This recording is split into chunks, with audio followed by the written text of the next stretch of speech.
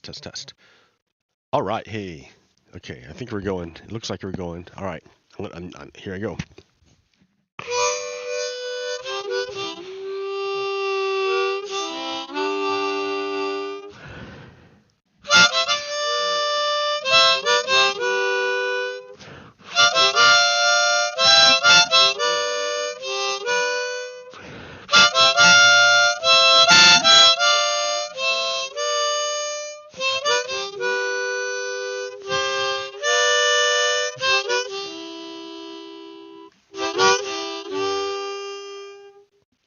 Good morning. Hello, good morning. It is I, your host, Pogo Kiddo, with yet another episode of Redstone Lapis Lazuli. Okay, all right, here we go. Enough of that. Behold my latest creation. It's not really a great, like, it's just the minecart, but the minecart station, but underground, so it's not so ugly. Like, remember when it was up there? Remember when it was up there? It was ugly. It took a lot of space, and stuff. But I like this because it shows off several things at once. Okay, not only is there a beautiful minecart station here, but also you can see the texture pack is 32-bit. Pretty nice, right? I'd like to go to 64, but I have limited VRAM, NVIDIA. So I'm sticking with 32.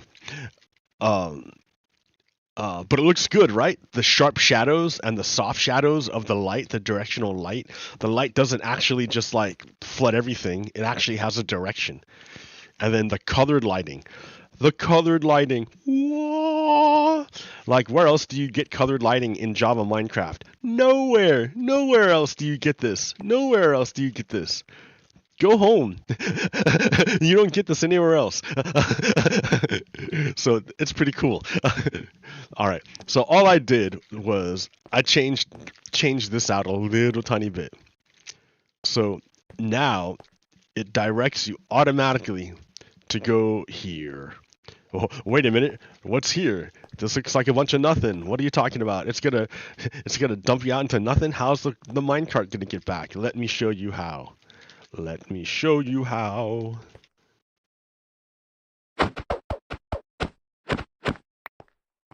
Come back. Yes. Okay, so you're coming along, right? And you're zipping along. Whoa! And it's going to turn you this way. That right here is a detector rail. So as soon as not me, I don't do nothing to it. But as soon as a minecart goes on top of it, it powers there, I think there and there. It might even power up, but I don't know. So, ta-da!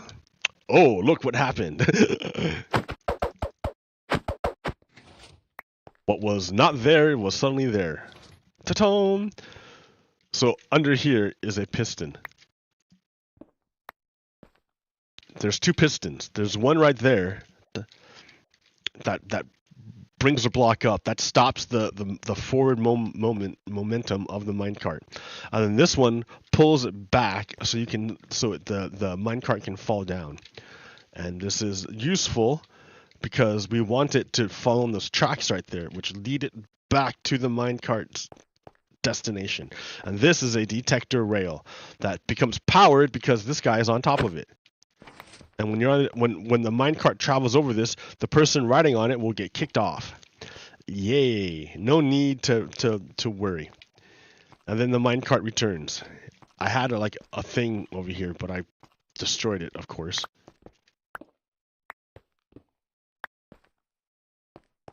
So this is how that system works. It's pretty ingenious. The detector rail touches this, powers this. It turns off this lamp.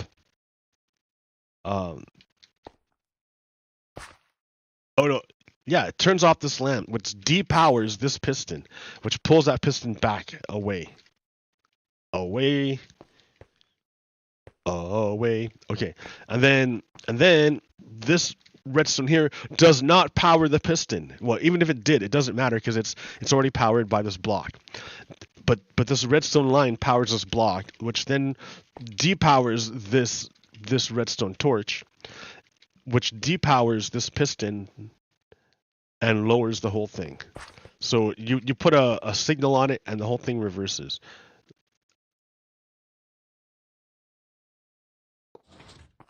Signal, so now this is depowered and this is now powered to push it up. Ha ha ha. It's ingenious. It's so nice. It makes it like, sure, it might take space underground, but who cares? No one sees this. Up top, it's beautiful, beautiful. Okay. And then yeah, I just made this a typical water elevator. Ta-da! So yeah, it's a lot prettier. It's a lot nicer. I prefer this to the mess that was here before. Remember that horrible mess? So I can now like think of like what kind of little house I want to build here or something. What kind of nice little place I want to build here. Surrounded by the mountains, and you can't see it right now because it's daytime, but each of those mountain peaks has a campfire on top. Yo, campfire. So yeah, in other words, I haven't really done a whole lot with Minecraft. I mean, kind of. I've been struggling with limitations. How about that? Struggling with limitations. So the problem is that my video card is not as powerful as I thought it was. When I bought a 3070, I thought, oh, this video card is fantastic.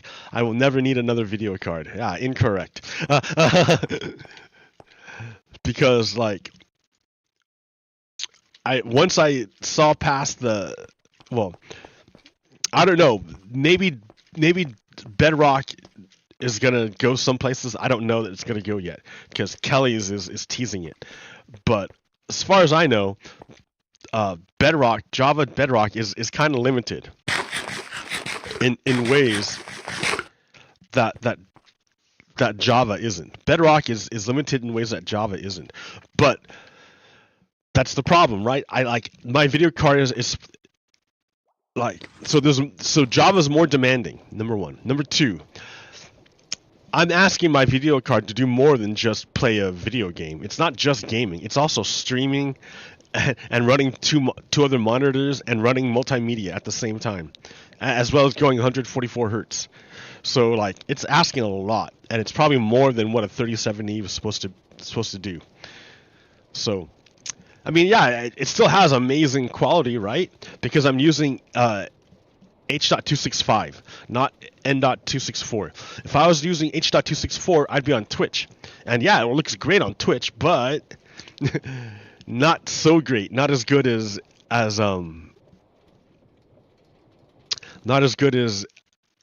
YouTube with N.264. I mean, I have higher bit rate and I'm using a better codecs. So it's just way better quality this way. The quality is just way, way, way better. But even then, it is not enough. I mean, I'm looking at my stuff. It's not dropping frames or nothing, but like I have to lower my quality settings on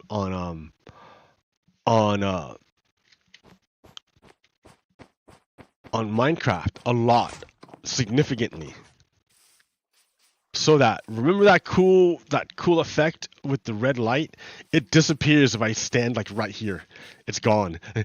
Now it's just flat lighting. I have to get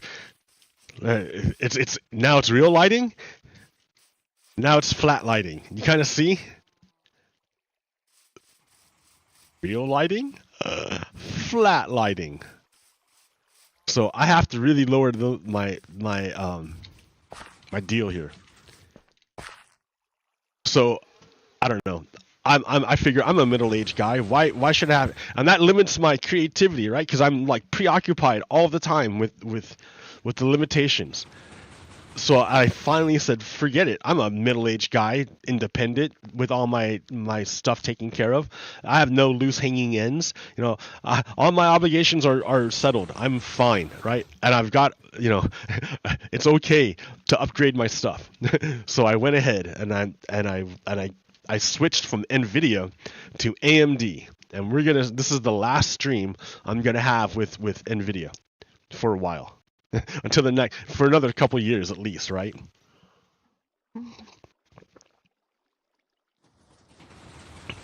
But I already know.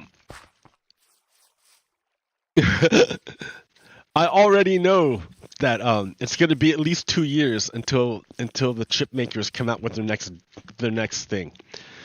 AMD, their new platform AM5 is really expensive and has not much of a performance benefit. So it's not a point to going to it. NVIDIA didn't sell their 40 series card enough, so they're gonna push back their next deal to like 2025. And AMD can't even get their drivers right. So like they rushed out their new architecture, the R&D 3, the brand new architecture. But they're like, it's buggy as hell. So like they're still like messing with it. I went with Team Red. I went with AMD, right? I went with because for number one, because you know NVIDIA is limiting the VRAM and it's expensive. But number two, I cannot fit.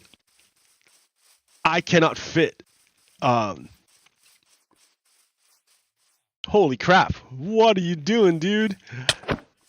Wow, you look different. It looks different. I mean, yeah, it's got his arms up. Wave your hands in the air. Put your hands in the air and wave them like you just don't care. There we go. Holy crap. Okay. Well, that was interesting.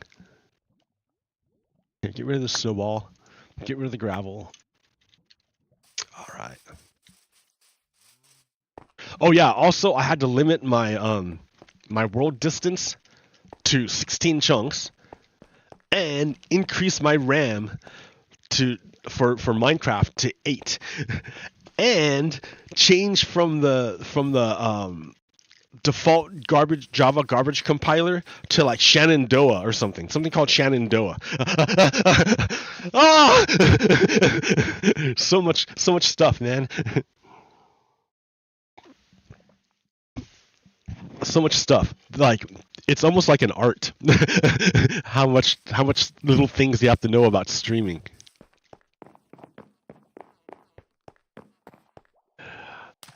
All right, this is that for this, but here, let me get out of here.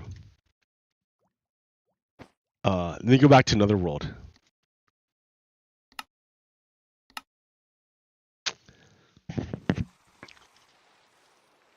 What? Oh yeah, I was learning about how to do this. Do that. This is the same system here. I had already built it. I just didn't know how I did it.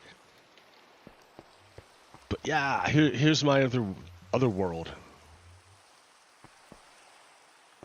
See how this world's kind of laggy? Limitations of the video card. How much can you expect a 3070 to do?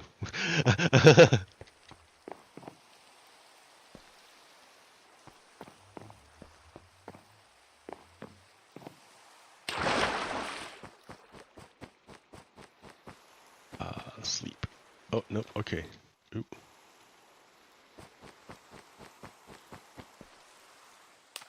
Yeah, look at this great... This is like, I've put a lot of time into this world, man. Why? And I left it because I left this world for Bedrock. I left this world when I got a 3070 and I went to Bedrock because it was smoother, better performance, and I didn't know about mods back when I made this world. I didn't use any mods to make this world. It was so funny. That looks really good. That looks cool. What?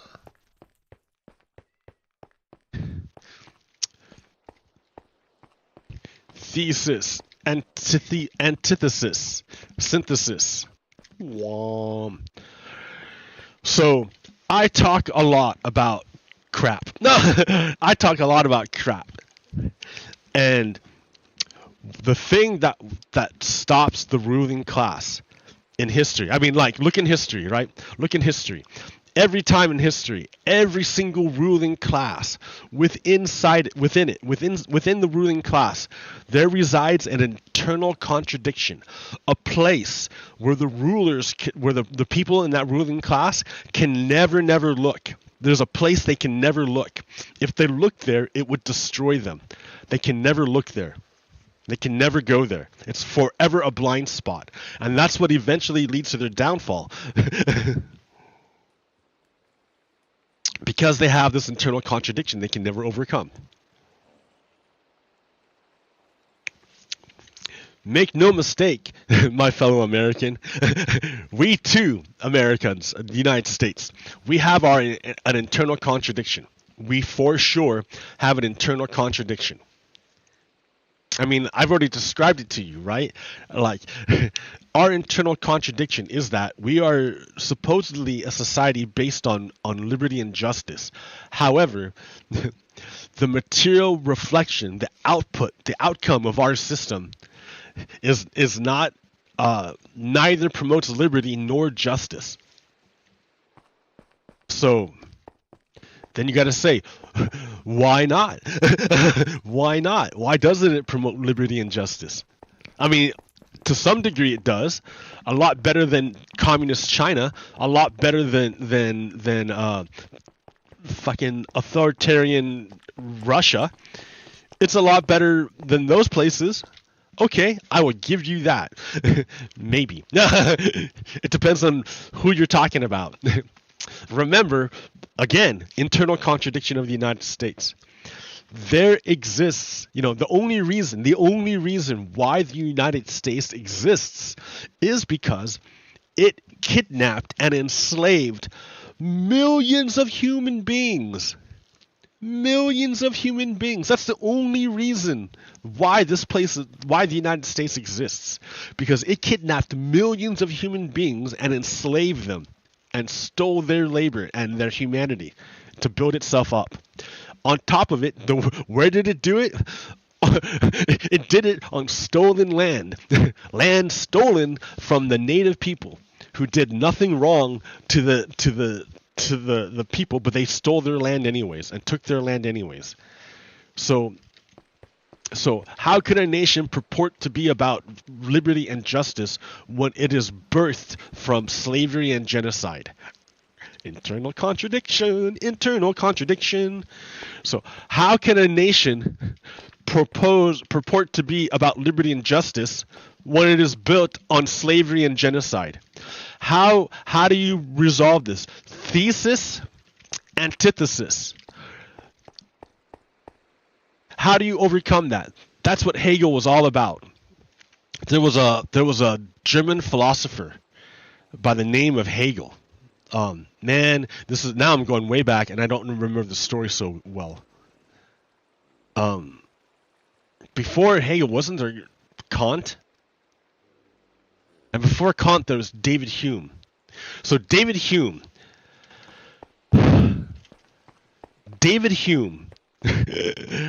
Everyone, I don't know when this was. I need to go back and study again. I forgot. But back in the day, 17th century, 16th century, I don't remember. Like, we were coming out of the Middle Ages. We were coming out and we were learning about this thing called rationality, reason. It was like a thing that humans like rediscovered, right? The Greeks found it, and then it was all lost, and then it went to like, don't think about reason, think about in the West, right? In the West, the church imposed itself so that reason was snuffed out. However, in Islam, reason was still in use. So they preserved a lot of the information in Islam, in the Muslim cultures.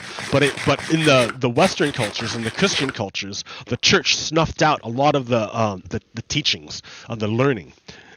And so it took a long time for Europe to finally climb out out from underneath the control of the church to explore these ideas with this thing called reason that doesn't rely on the church. So, and like they and so like, you know, of course, obviously an uneducated population is going to have like, you know, they're going to explain the natural world some way, even if they don't know what's really going on. So they would say stuff like, oh yeah, flies are born from trash. like how? they would, or like frogs are born from mud. They would think of some like crazy ass stuff to explain stuff, right? They would, but it wouldn't necessarily be right.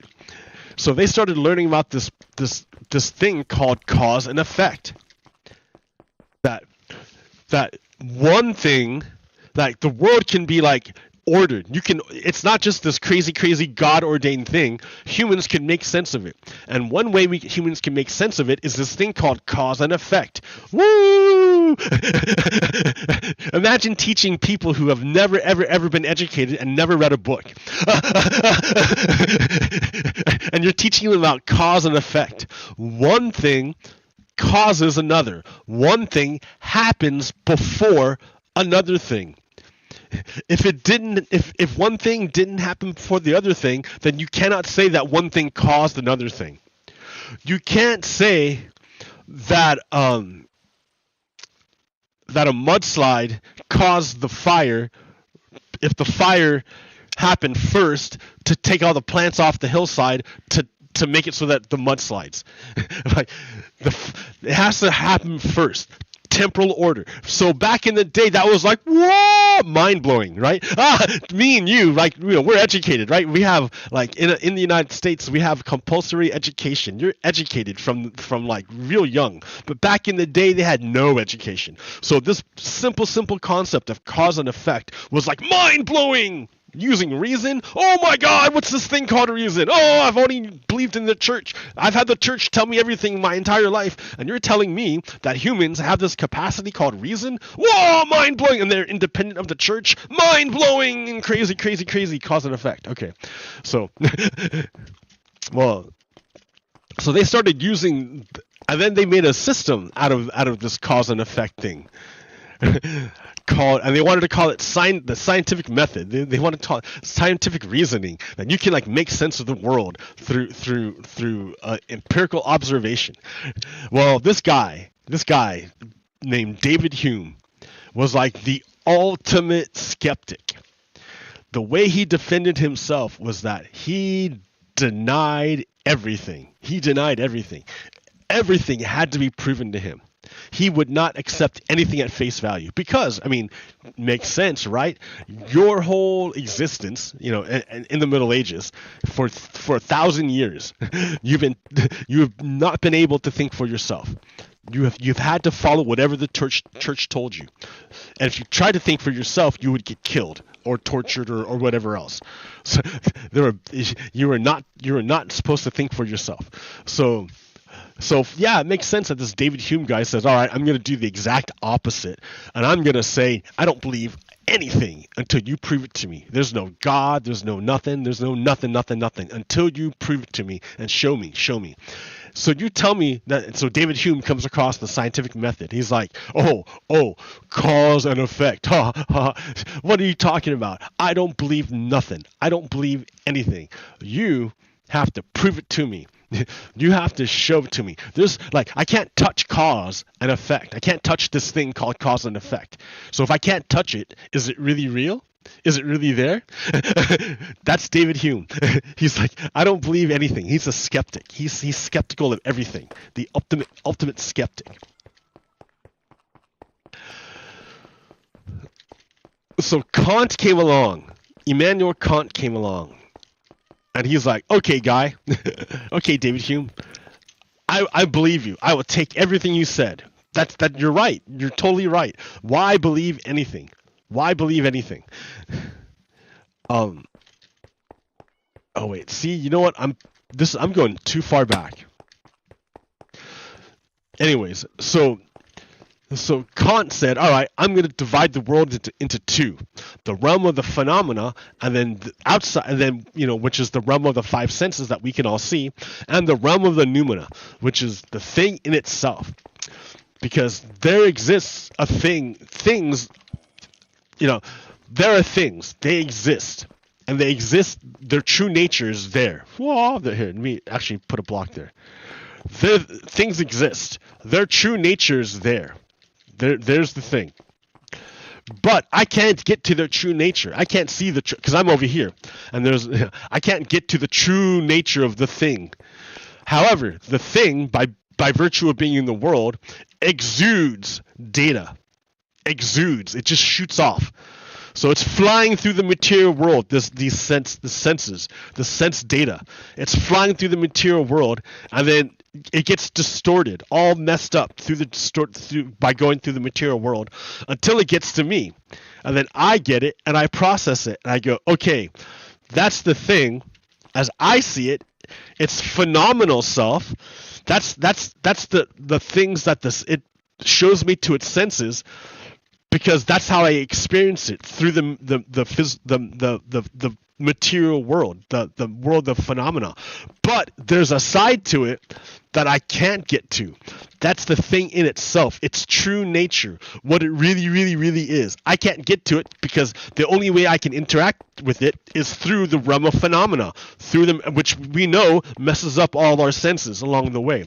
Just like me, I'm a person, right? I put out information and words and stuff, and you can know me by what I say, but you don't really know what I'm thinking. You don't really know what I'm feeling. You can't really know who I am on the inside. So there's the phenomenal self that you see, but then there's the noumenal self, the thing in itself, that part of its nature that is beyond the realm of the senses. So in this way, he saved science and God. He created division. He said science is only interested in this area here, in the realm of the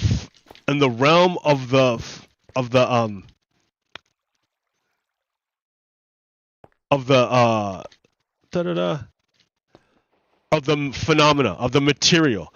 That's we only care about things that we can empirically observe with our senses.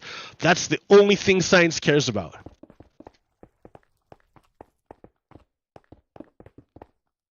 So only things in here is the only thing that science cares about. God lives out here in the realm of the noumena. And just like I'm a person, right? And over here, you can see all the sense data I shoot through this phenomenal realm, but you can't know who I am on the inside. I can see you over there based on the words and your actions, what come out of you, but I can't know what's on the inside. There's the realm of the phenomena, and then the realm of the noumena. The realm of the noumena is real. It's real. There's really a side to you here that I can't see. There's really feelings back here that I can't know. It's real.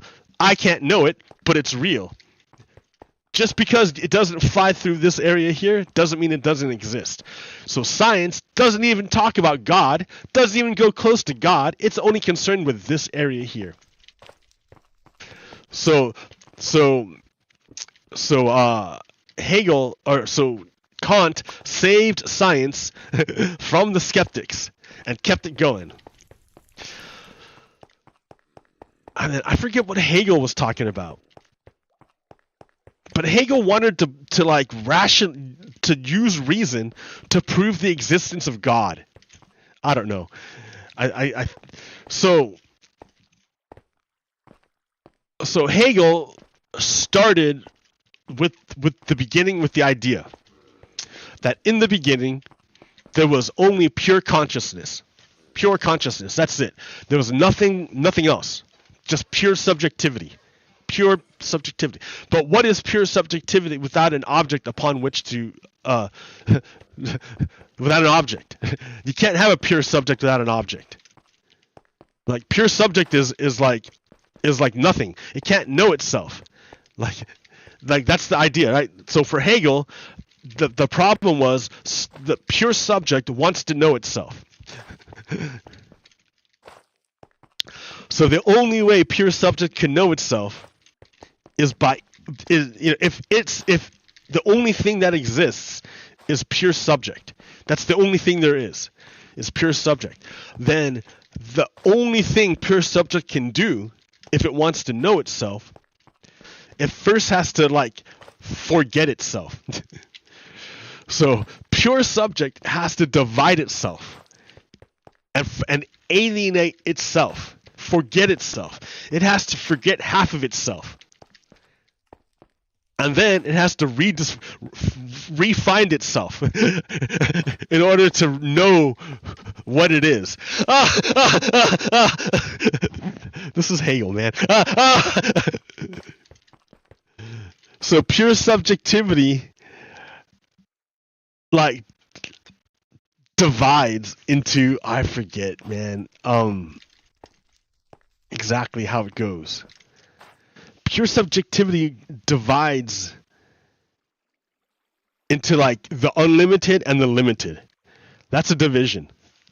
That's like the first division. The first division was because, you know, if all you have is pure subjectivity, then you have like nothing. You have to alienate yourself. So the way you alienate yourself is you divide yourself into unlimited and limited. So you have infinite and you have not infinite, not unlimited and limited. That's one division. And from that it all falls down. It all falls apart. Because you keep dividing from there. Then you go from, okay, do you have limited and unlimited? Then you have material and not material. Then you have subject and object. You have, and you know, that's the thing, subject and object. Subject and object. That divide, subject and object, is not real. I mean, yeah, sure, it's there, right? We see it, but fundamentally, that divide is not there. There is no difference between subject and object. You know, because fundamentally, there's nothing other than God. There's nothing other than the Creator. There's nothing else. The Creator is it. There's nothing separate from the Creator. Nothing. But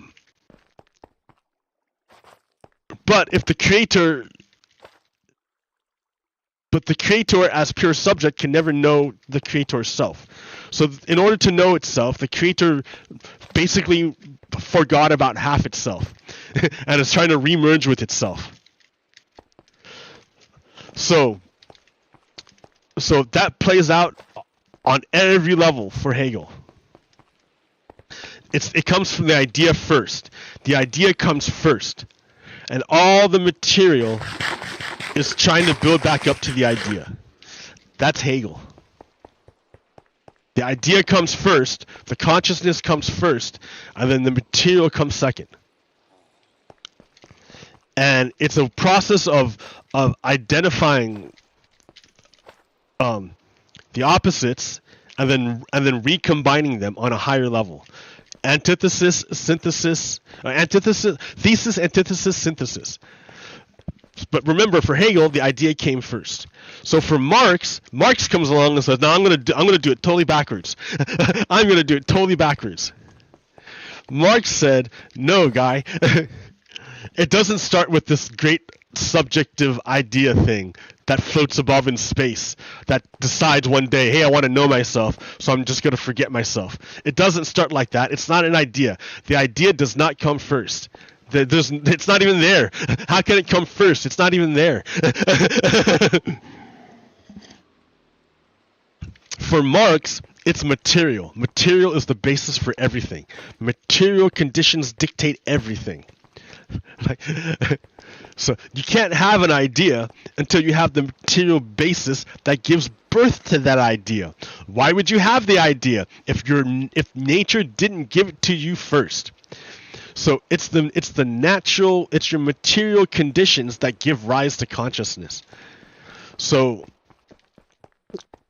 So for Marx, like it wasn't that that there was this great idea that's being.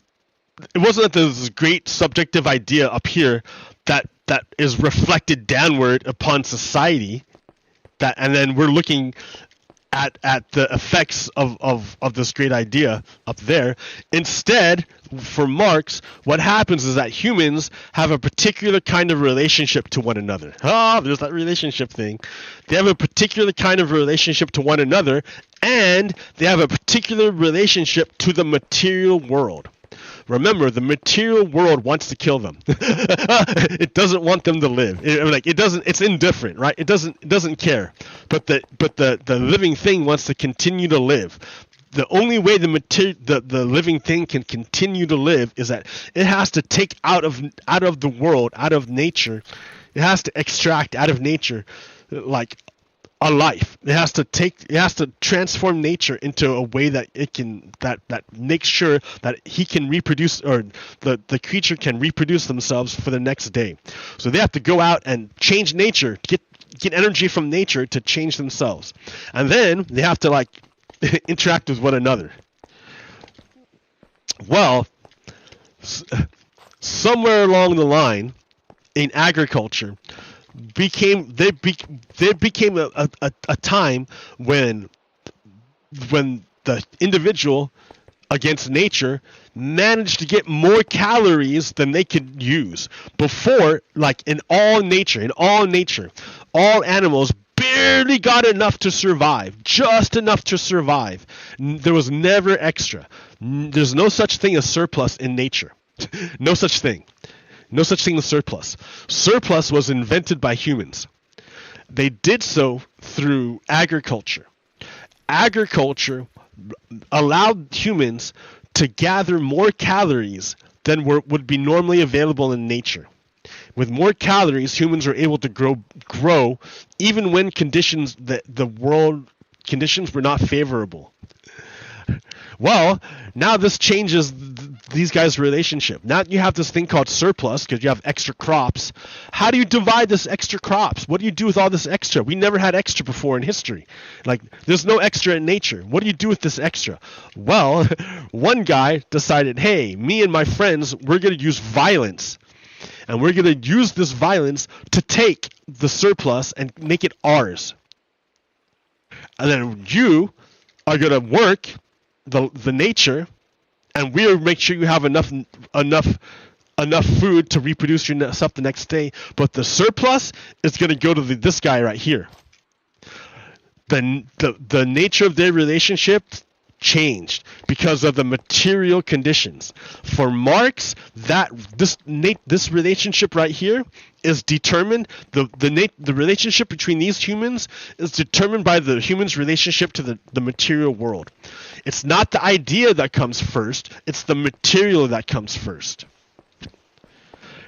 And all of history is a struggle between the guy with the surplus and the people without the surplus. All of history is that.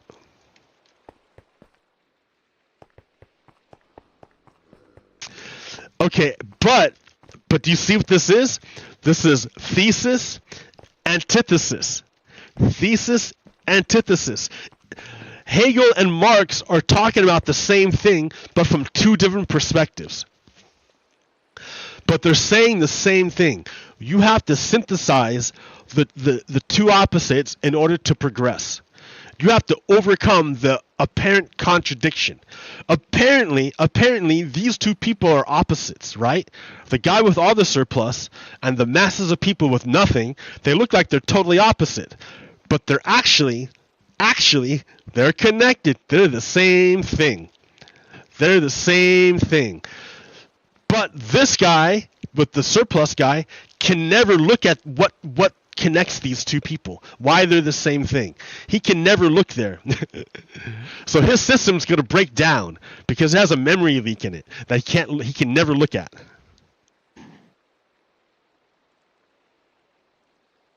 What's his memory leak? that the guy with all the stuff and the masses of people with nothing are the same. There's no difference. You're just being a dick and robbing them of their humanity. So, thesis, antithesis, synthesis. We have to find a way to overcome our internal contradiction. Otherwise, we're going to get destroyed. We're going to be destroyed. That has been the way throughout all of history. All of history is a graveyard of ruling classes who were unable to overcome their internal contradiction. However, we are different. We, the United States, at this time, at this moment, we are different. We are different. Let me tell you why. Let me tell you why we're different. We are different. And it has to do with Marx. It has to do with Marx. So, in the 60s, after World War II, the United States entered an economic boom and created a middle class that hadn't really existed before in history, in human history. And out of this middle class, because, became a certain kind of consciousness, and people became aware of white people became aware of the material conditions of black Americans, and started to try to make changes.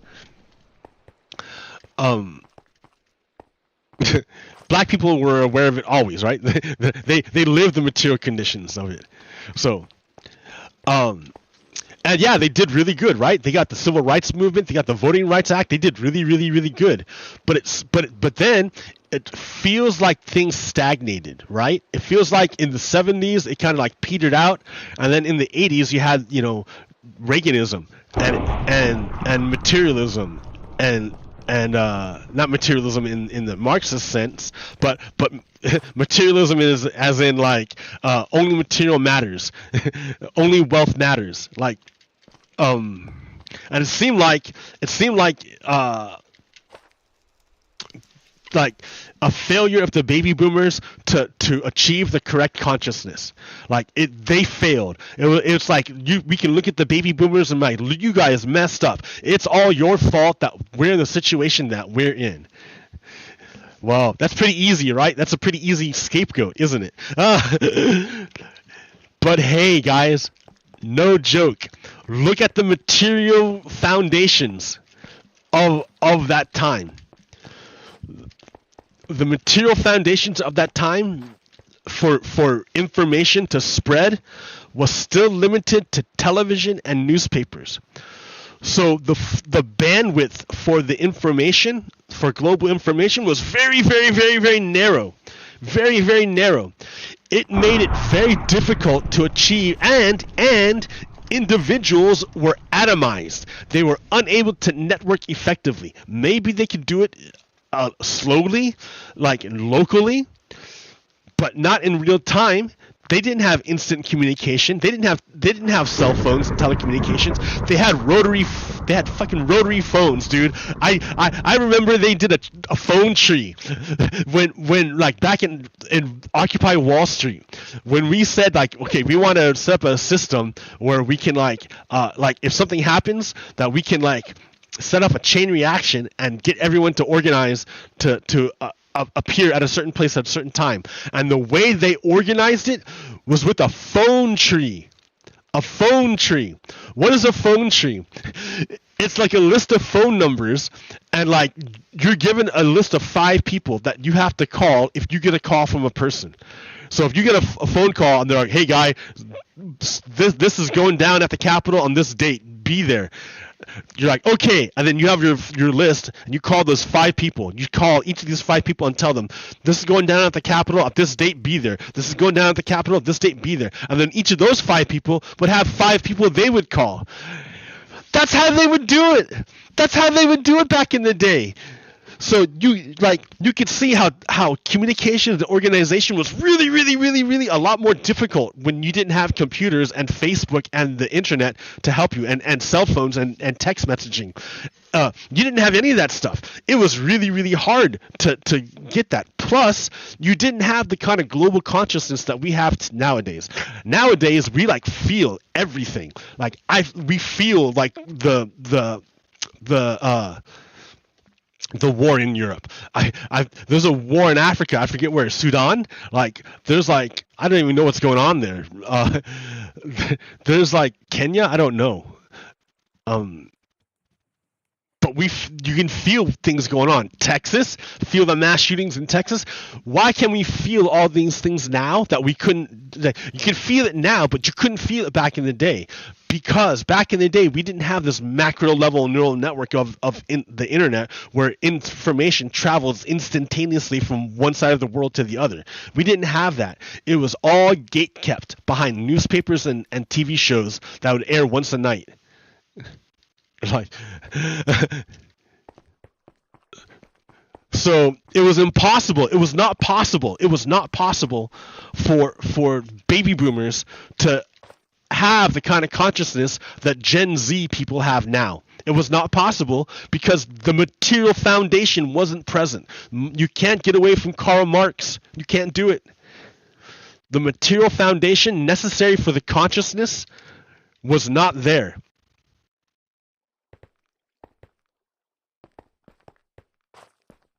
You didn't have the internet, so you couldn't have the consciousness, the global consciousness required to have the kind of movements and the things needed to fix our issues, because we just couldn't do it.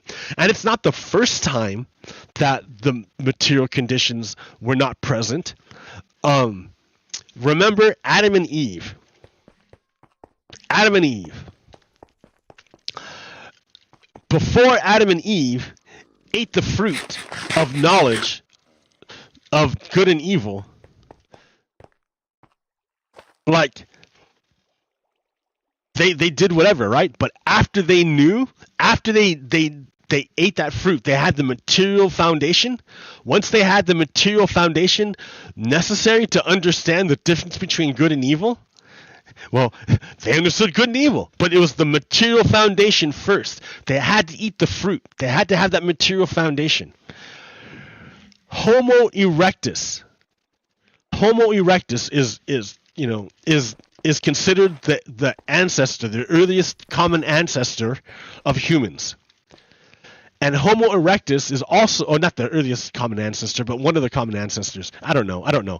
Anyways, he's one of our ancestors. But Homo erectus was the first to discover fire and master fire. Why is that a big deal? Because Homo erectus, by mastering fire, was able to cook food. When Homo erectus cooked their food, they were able to eat better. They didn't need to chew like raw nuts or anything. And they didn't need to like fight the toxins inside nuts. That could all get cooked out and made soft enough for them just to eat it without a massive jaw. And then they can finally eat meat, right? If you eat meat, if you cook meat, humans can eat it. Homo erectus could eat it. They couldn't eat it before. They couldn't eat raw meat before because the parasites would kill them, or be so bad that they would be sick and die. So no, they were stuck eating berries and nuts and stuff. But after the advent of fire, they could cook meat. And when you cook meat is hugely more calorie dense than nuts and berries. And by cooking it, you made it the nutrients and calories a lot more accessible to the guts of Homo erectus. So Homo erectus got a whole lot more energy and nutrients out of the food that they ate. Because they got so much more energy and nutrients out of the food they ate, their brains got a lot bigger. And when their brains got a lot bigger, they finally developed the material foundation necessary for the consciousness of reason. You needed that material foundation first before you could have the consciousness.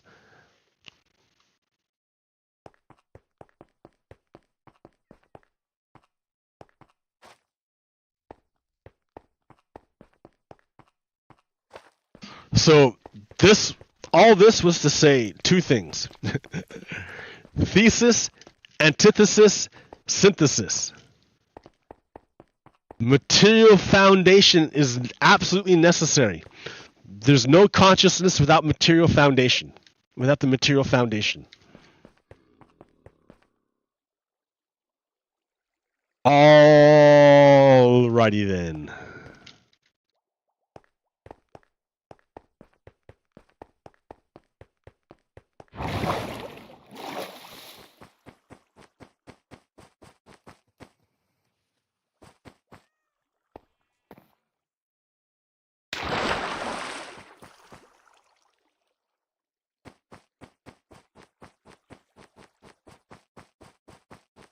What's going on here? What's going on?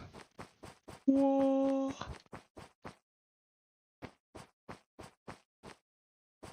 Yeah, you can see how like so far away the lights just like turns off. The light just turns off.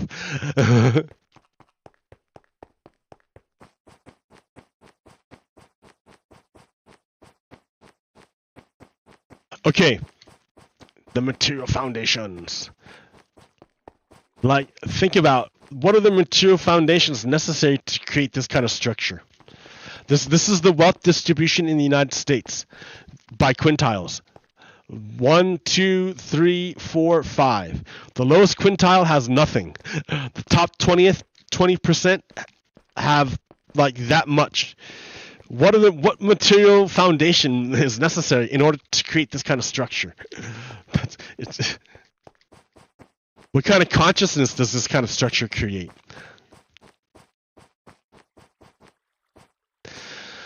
All right. You know what? This time I like broke it down into like folders. So the first thing I want to start on is this one. Quote by Sun Tzu. An evil man will burn his own nation to the ground to rule over the ashes.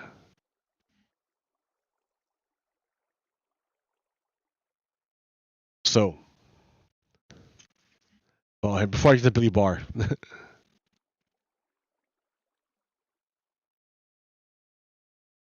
So, as you know, the Proud Boys were on trial, and they were convicted. This graphic will help explain it.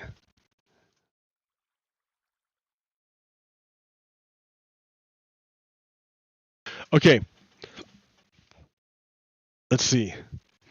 So there were 10 counts right here. 10 counts, 10 charges against the Proud Boys. And these are the 5 Proud Boys: Nordine, Biggs, Rail, Terrio, and Pizzola.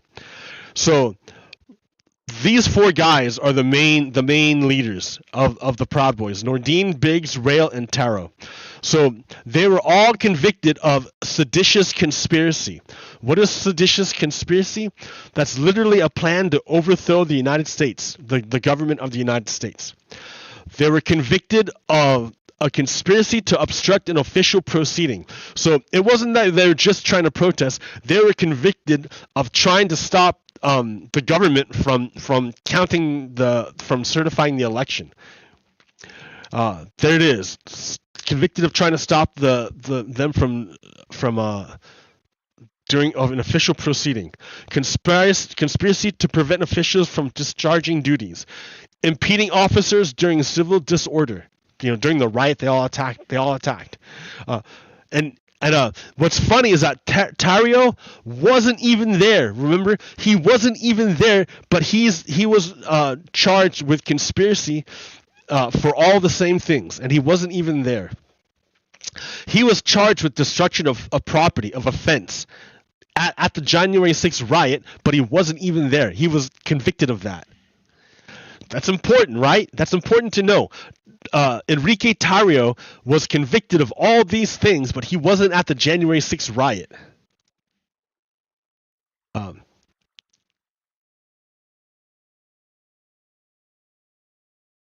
So yeah, there you go.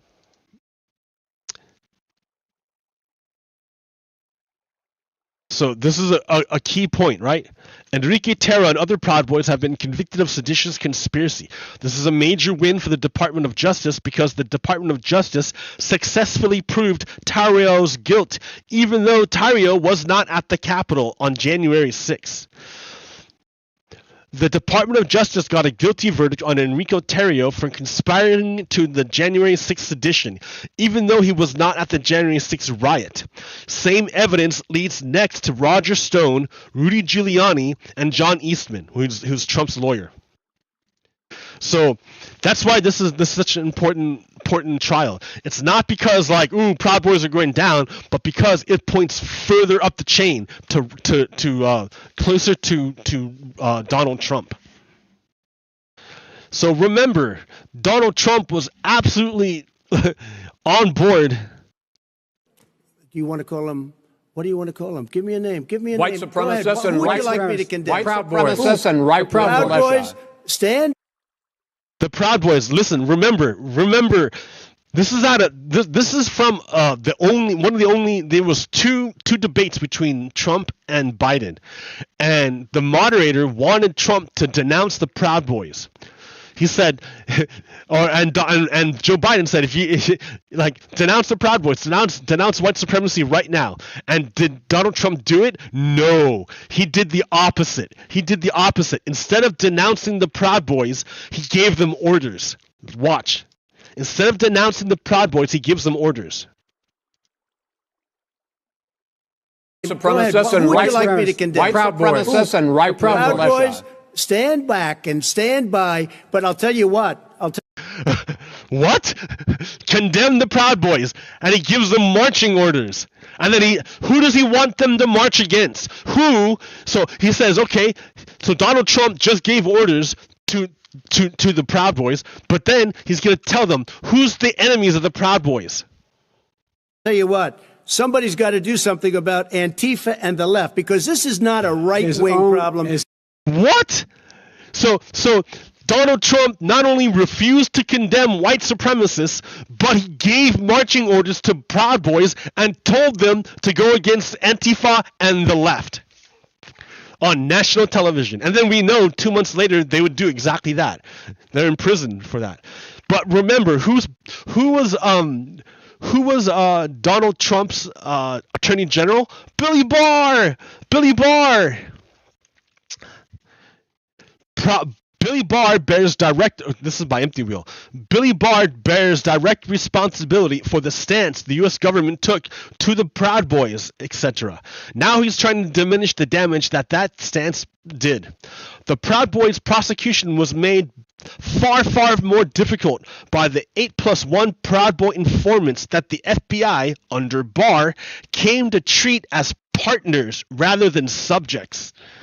And when Roger Stone teamed up with some Proud Boys, including Tarrio, to threaten Judge Amy Berman Jackson, Billy Barr's Department of Justice literally treated the threat as a technicality so they could coddle the president's rat fucker who was threatening to spill the beans on the president. So in other words, Roger Stone was being put on trial, right? Because he's a traitor. Well, while he was on trial, he threatened the judge. And that's a bad thing, right? You can't threaten the judge. Well, the judge has no power under herself, right? She's in the judicial branch. The branch that's supposed to take care of, enforce the law is the executive branch. So that's Billy Barr, right? But did Billy Barr protect the judge from Roger Stone's threat? No, he didn't. He let the threat stand. So he let the judge know that no one's going to protect you from Roger Stone's buddies.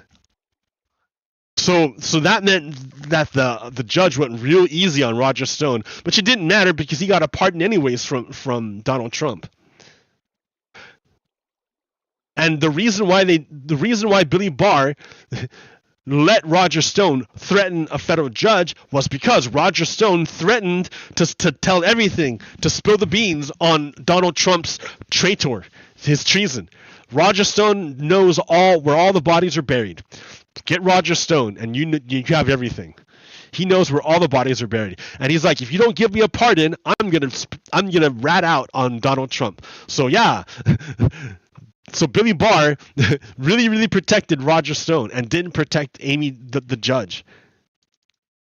Judge in Roger Stone case orders hearing after he appeared to threaten her on Instagram, February 19th, 2019.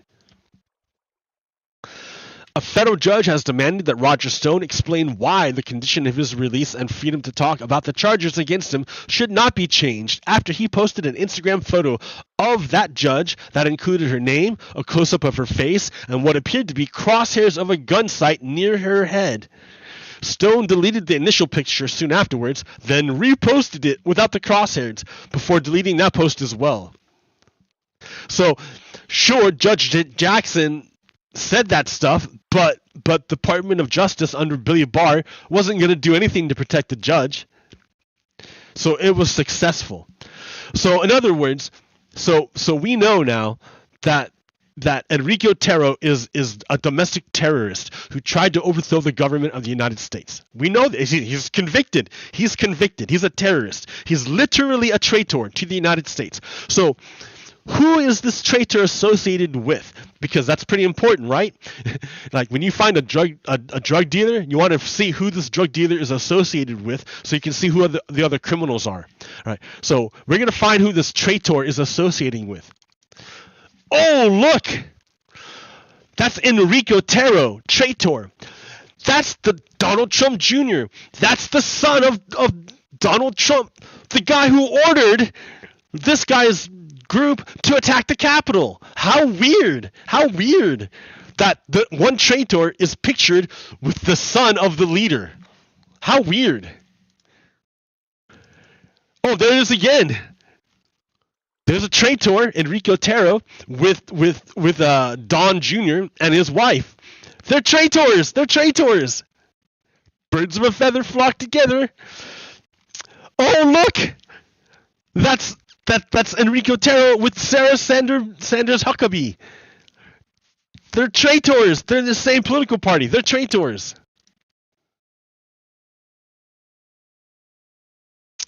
I got this from Sergeant Joker. That's Dan Crenshaw, Texas representative. That's Ted Cruz, Texas representative.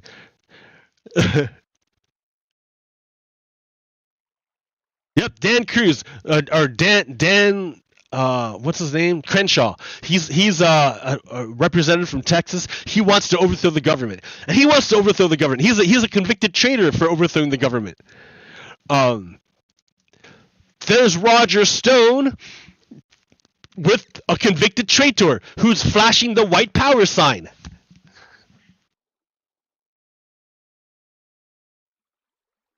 Oh, look! Enrique Otero with Florida Senators Rick Scott. Rick Scott used to be the governor of Florida when he committed Medicare fraud. He made a bunch of money fleecing the U.S. federal government. Yeah, this guy's evil, but he hangs out with traitors. So you can tell, right? If you look at it, they're all belonging to the same group of people who are all opposed to the United States. They're Confederates. They're all Confederates.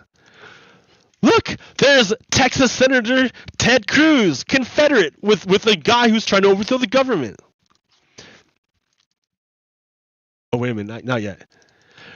And look, that's convicted traitor Joe Biggs shaking hands with Greg Abbott, Texas governor, who also wants to overthrow the government of the United States. How weird that the leaders of a group that was convicted of treason has been hanging out with all these people who, coincidentally enough, are all opposed to the United States, all act in ways that are opposite of the United States. How weird is that? It's not weird. They have the same plan. They're literally Confederates trying to overthrow the government of the United States so they can take power. I mean, it's clear, guys, right? It's super clear. It's super clear what they are. The Proud Boys are just a puppet of Trump. The Proud Boys were just the brown shirts for Trump. They're the violent arm for Trump, the shadow army for Trump. But the real guy is Trump. You got to go after Trump.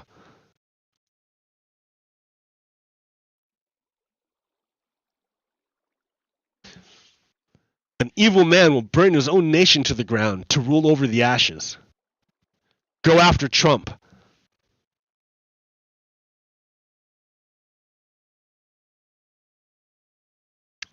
But remember this guy here? Greg Abbott. So Greg Abbott is here shaking hands with Joe Biggs. Proud Boys, right? Here, what else can I do here? At the same time, at the same time, at the same time, at the same time. Open with, where's that other program, dude? I had it. It was like Nano something. No Max. Why aren't you on here?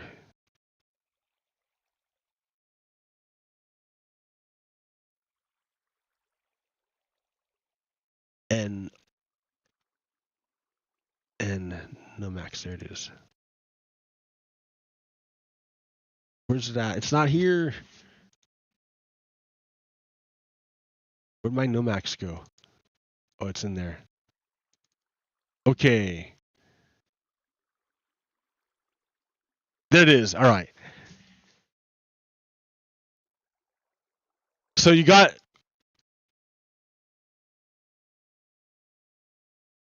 Nomax.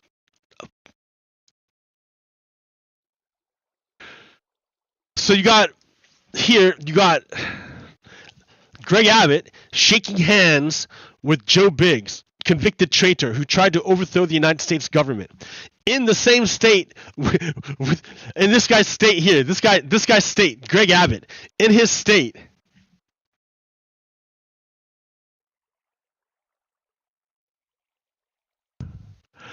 Oh, shit. In his state, a witness who performed CPR on victims says at least 3 people were dead around him and at least 9 were wounded at the scene of the Allen Premium Outlets shopping center. There was a mass shooting yesterday, Saturday, where a guy went into a shopping mall and shot a bunch of people. Listen to what the witness did. I did my best. I rescued a blood-soaked 4-year-old from under mother. I am heartbroken, but I'm glad my son, who was there, was okay. Ashahat, or this guy does not want to, Greg Abbott doesn't want to do anything. He's shaking the hand of a guy who wants to overthrow the government. That's what he's doing. That's what he's doing.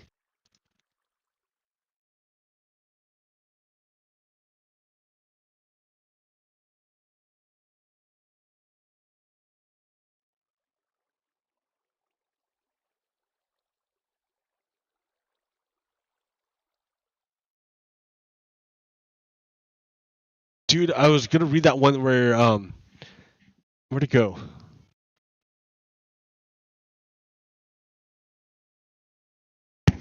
Oh, I didn't keep it. Maybe I just kept it somewhere else.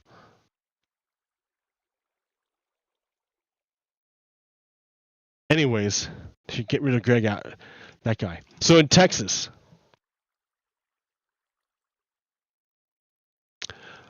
there was a mall shooting. And then last Saturday, a guy killed a bunch of people. Oro Pesa is accused of killing 5 people, including a 9-year-old boy in Cleveland, Texas on Friday night after a member of the family asked him to stop firing his rifle because an infant was trying to sleep. So he just walked over their house after they told him to stop shooting his guns and murdered everybody there. Then in the mall, 8 people were killed and at least 7 others injured when a gunman opened fire at an outlet mall near Dallas, marking the latest act of gun violence to shatter an American community.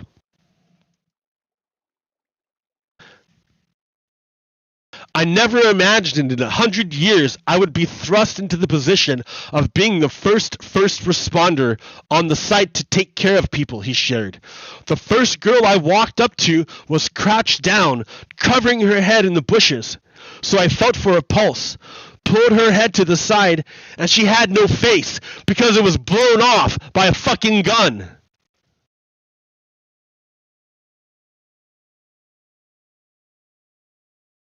Many authorities in Texas say they have seen an increase in spur-of-the-moment gunfire since September 2021, when the state began to allow most adults to carry handgun without a license.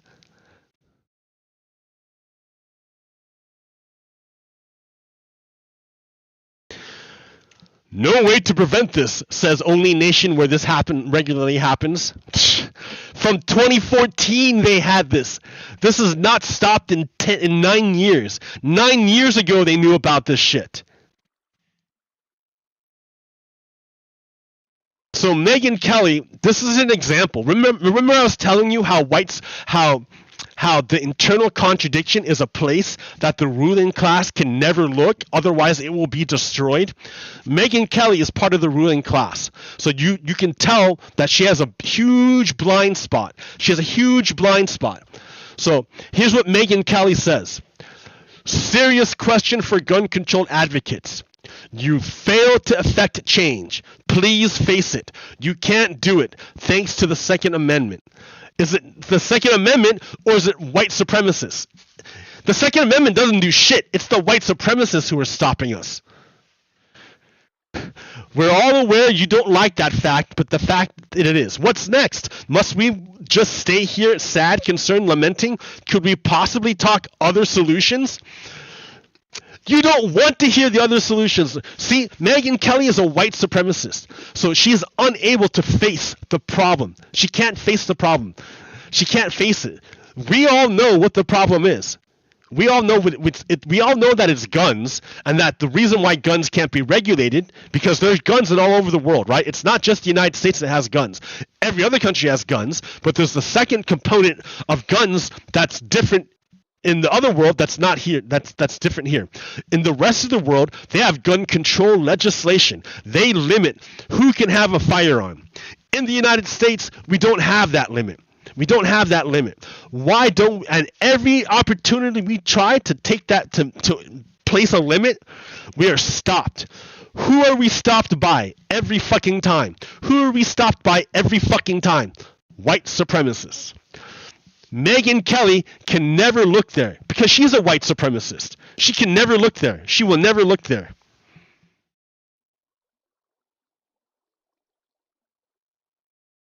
Megyn Kelly, white supremacist. So she says mental health. So what can we do? She says mental health interventions. But those are blocked by Republicans. Remember, we can't get Medicare for everyone because Republicans block everything. Greater willingness to lock people up. What? Dude, the United States has the largest per capita incarcerated population in the world. We lock people up more than anyone else in the developed world. If locking people up solved the gun problem, we wouldn't have any gun problem right now. But that's not the real issue. The real issue is white supremacy, motherfucker. But you can never, ever, ever look there because you're a white supremacist, Megyn Kelly. See, she says, well, how about we have fortifications of the soft targets? That's worthless. Why would we spend extra money to harden our buildings when nobody else has to do that? No other country has to puts the cost of guns upon the architects and builders of buildings. No one puts the cost of guns on building builders.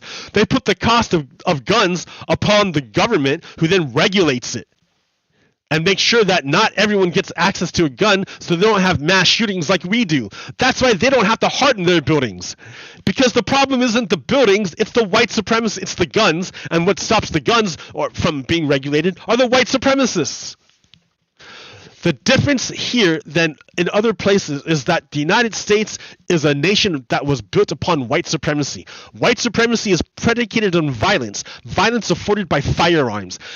They're able to regulate firearms in other countries because they're not based upon white supremacy. We are. So in order to overcome the gun problem, we have to overcome our white supremacy problem.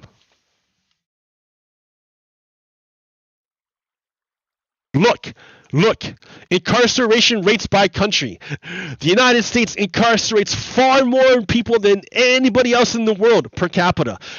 That's not the problem. The problem isn't that we're not locking up enough people. The United States is built upon locking up people. I mean, we're literally built upon slavery, which is locking up people. Literally built upon slavery, the locking up of people. Why would we go back to locking up more people? It's because you suggest that, Megyn Kelly, because you're a white supremacist. Fuck.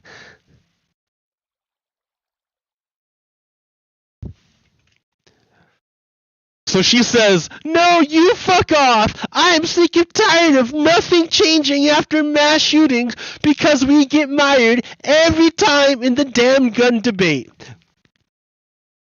Remember, internal contradictions are places where white supremacists can never look, lest they be destroyed. If Megyn Kelly ever acknowledged the fact that white supremacy is the cause of our gun violence, how could she be Megyn Kelly anymore? How could she be Megyn Kelly? Megyn Kelly's public persona is white supremacy. She supports white supremacy, white hegemony. That's her public persona. If she ever acknowledged that white supremacy was the gun problem, she could not be a public persona, the public persona of white hegemony anymore. She could not. She would lose her audience. She can never look there lest she be destroyed. Maybe she should be destroyed. If the truth can destroy you, you should be destroyed by the truth. So Megyn Kelly, because she's demoralized, right? She's a white supremacist. So white supremacists inherently are demoralized. They do not believe in the American dream of freedom and justice and liberty for all. They don't believe in it. They don't believe it. They're demoralized, just like the Russians wanted her to be. So look at the way she spreads her demoralization. She's telling Americans that they have lost, that they're done. They have to accept that the rule of the white idol and regular blood sacrifices. You have to accept it. That's what Megyn Kelly says. Just give up. Accept the rule of the white idol and that your children will be blood sacrifices to the white idol. That's what Megyn Kelly is telling you to do, right? So she wants Americans to give up and give in to the white idol. She's demoralized. She's spreading her demoralization. So Don Moynihan makes it explicit well, he satirizes her. He says, why won't you people explain to us what we can do except for the really obvious thing the rest of the world has done, right? Because everyone already knows, right? Everybody said it 1 billion times. The problem is guns. Everybody knows this. Everybody knows this. So you take care of the guns and the problem goes away. But Megyn Kelly can't look at that. She refuses to, right? She refuses to. So she gets mad at us because the answer we give her isn't the answer she likes. Remember that thing about truthiness again? Truthiness is believing that the truth is what feels true. So we tell Megyn Kelly what the truth is, but it doesn't feel true to her, so she rejects it. Because she's a white supremacist. She can never look at it. So, Ellie Mistel, I know you want us to stop pushing people into the ocean with rocks tied around their ankles, but it's never going to happen. So can we talk about other? Yeah. So he's satirizing Megyn Kelly by using her same logic, the same logic that Megyn Kelly uses to give up about gun control. Ellie Mistel is making about slavery, saying, "Oh yeah, our ancestors should just gave up about slavery and accepted it, right? Why not just accept that slavery is going to be here forever and talk about other things? Just like Megyn Kelly is saying, why not just accept that mass killing is here forever and then talk about other things?" Megyn Kelly can never ever look at that place because it would destroy her. It's a place she can never look. Look what Serbia's doing. Serbian president vows to disarm nation after 2 mass shootings. They only had 2 mass shootings, and then they're going to disarm all their people. It only took 2 mass shootings. Man, we had 2 mass shootings like on day 2 of January 2023. Like January 2nd, 2023, we already had 2 mass shootings. Like we haven't done anything. Why? Because of white supremacists. Every fucking time. It doesn't change. The answer doesn't change. It's not that Americans are stupid. It's not that Americans are incapable. It's not that Americans are incompetent. Everybody else can do it. We can totally do it. It's the problem is that we are infested with white supremacy. We are infested with white supremacists. That's the problem. It's never going to change. That's what Megyn Kelly wants. That's what Megyn Kelly wants. She wants us to give up, accept that Americans are going to die at the altar of the gun, at the altar of the white idol. Because it's not really the gun. We sacrifice people to touch guns for the white idol. Because remember, the guns are about white supremacy. It's not about the guns. It's about white supremacy. That's why white supremacists are stopping any chance about addressing the gun problem. Because it's about white supremacy. Here's an example of a white supremacist. So remember Tim Burchett, right? This guy is a representative for Tennessee. He's a Confederate for Tennessee. He wants to overthrow the United States and create the Confederate Republic for white supremacists. So he's the guy who famously said that he will do nothing to address the gun violence in Tennessee after 3 kids were murdered in their school. He said, oh well. Then ex-UC Davis student arrested in serial stabbings that have terrorized the city. So Tim Burchett is a white supremacist Confederate. So an important thing to know about white supremacist Confederates is that when they speak, they do not use the word in good faith. When they speak, it's always in bad faith. They always speak in bad faith. They never use the word to enlighten people or to spread truth. They only use the word to obscure and to get power. So when he says something, it's not because he's trying to illuminate something. It's because he's trying to get power and trying to hide something. So let me give you an example. So California had a stabbing incident. A guy went around stabbing people, and he got caught and he put in jail. Right. So Tim Burchett wants to say that America's gun problem is not because of white supremacy, but instead because of mental health, as if the rest of the world doesn't have its share of mental health issues. He wants to pretend that America is unique, that only America has mentally ill people. And that's the source of our gun problem. And then he says, look, so he's like, why don't we ban knives? If you want to ban guns, why don't we ban knives? This guy went around and he stabbed a bunch of people with knives, but you don't blame the knife. It's clearly a mental health issue, isn't it? Because he's trying to defend guns. He wants to put it on mental health, you see? He wants to hide the fact that the American gun problem is white supremacy. He wants to hide that. So to hide it, he's trying to hide behind these words. But the thing is that it's not about mental health. It's about the gun. Fundamentally, it's the gun. The difference between a gun and a knife is that guns are designed to kill as many humans as possible, as quick as possible. A knife is not specifically designed to do that, nor can you do it. It's not physically possible to do it. I mean, yeah, you can do a mass stabbing, sure, but it's a lot harder to do a mass stabbing than it is to do a mass shooting. And more people will survive a mass stabbing than they will a mass shooting. I mean, it's just common sense, right? The guy is trying to compare apples and oranges, but that's because he's a white supremacist. He's not using the word in good faith. He's using the word evilly. He's an evil person. He's a white supremacist. Tim Burchett. He's the one that grooms his children into using guns. He's a child groomer. And he covers up sexual abuse in the Republican Party. They're fucking evil, dude. They're evil. They're literally evil.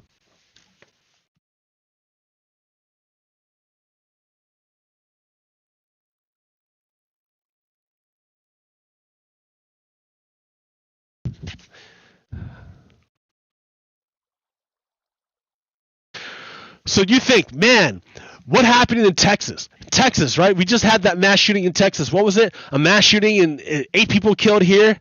And then last week, another mass shooting where like kids were killed in their home. So that sounds really important, right? That sounds super important.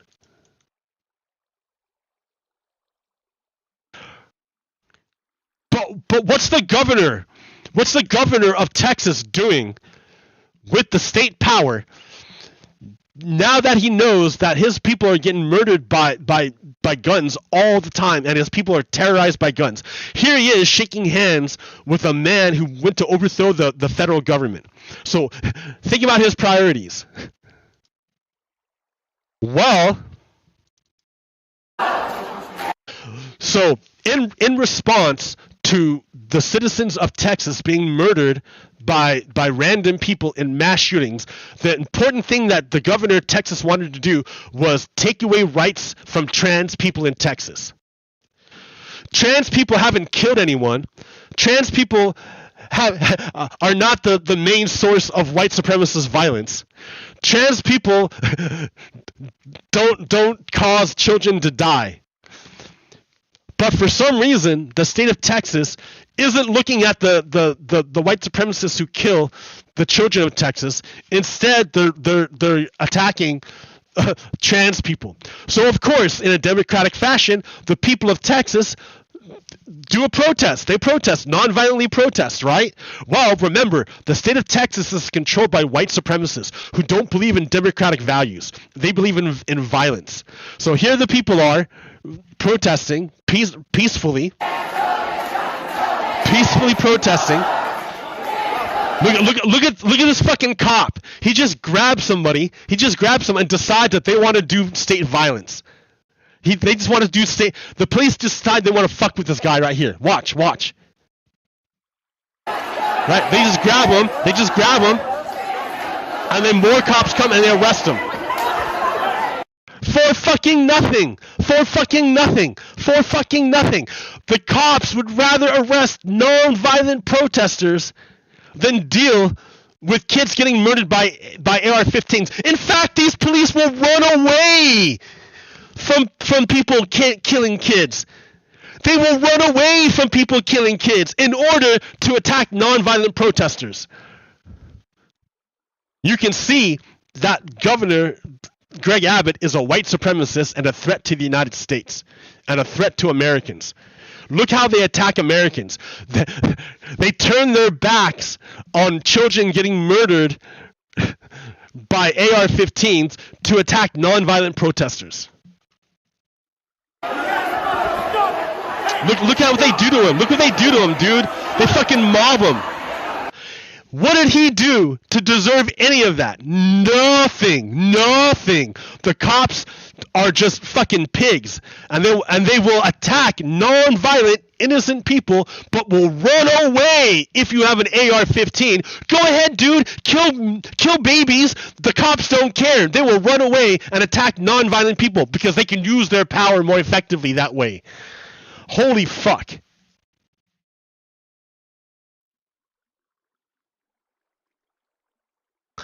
Texas officers just roughed up peaceful protesters in the House gallery as Republicans prepared to debate their anti-trans bill. So, in other words, Republicans don't give a fuck that our kids are getting murdered by AR-15s. For them, it's a feature, not a bug. For the more kids that die, the more they can touch guns. So, yeah, they're all about it.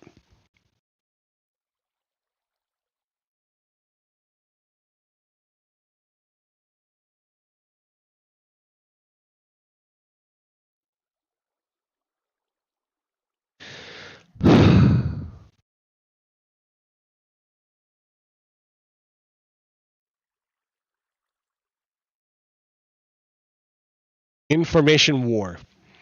Information war is the confrontation between two or more states in the information space with the purpose of inflicting damage to information systems, processes, and resources, critical and other structures, undermining the political, economic, and social systems. A massive psychological manipulation of the population to destabilize the state and society, as well as coercion of the state to take decisions for the benefit of the opposing force. Megyn Kelly is an example of information warfare.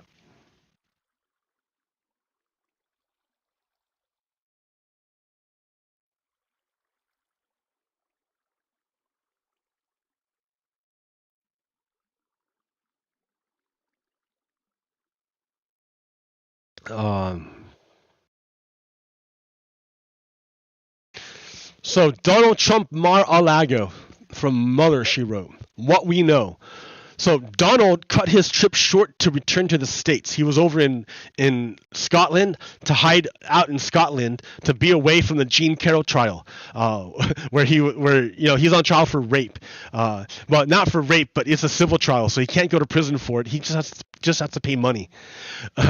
So Donald cut his trip short to return to the States. The Calamaris just testified in the documents case, and they work for the Trump organization. Department of Justice subpoenaed Mar-a-Lago surveillance tapes last June.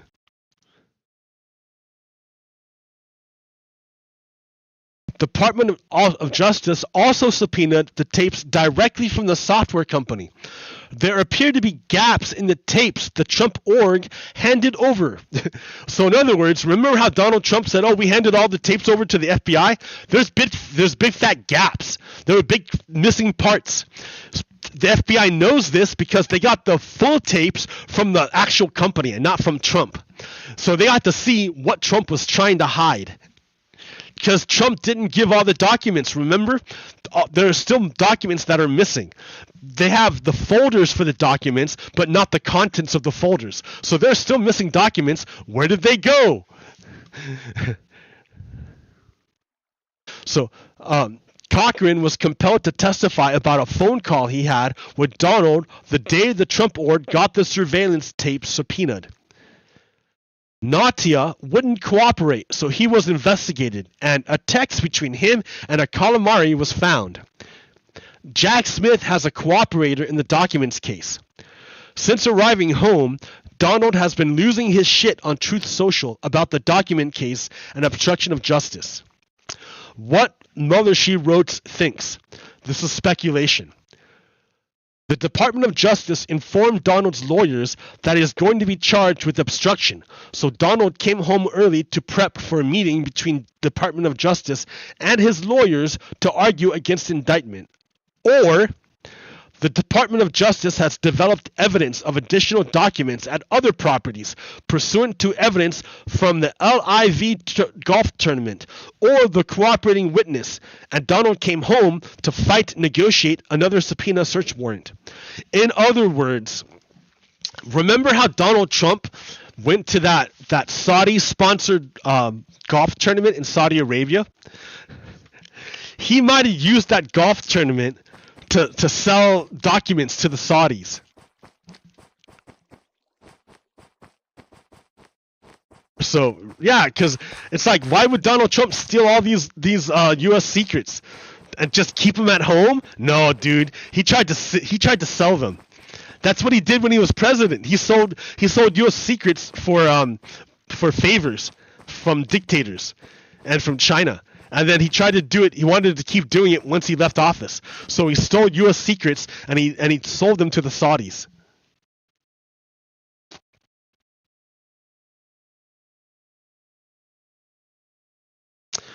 Donald Trump mistakes picture of rape accuser E. Jean Carroll for Marla Maples.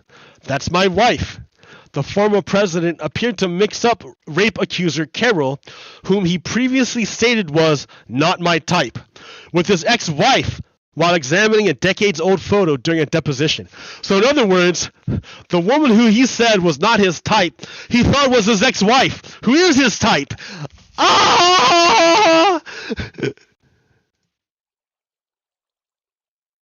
Here's the photo, right? He thought that this was his wife, Martha Maples, and he didn't know who that was. He didn't know who this was. He thought this was his wife, Martha Maples. No, that's Martha Maples, and this is Jean Carroll, the woman he raped. And he said, oh, I don't know her, I don't remember her, and if I did, she's not my type. Ah, motherfucker, you thought she was your wife. She looks so good. Ah.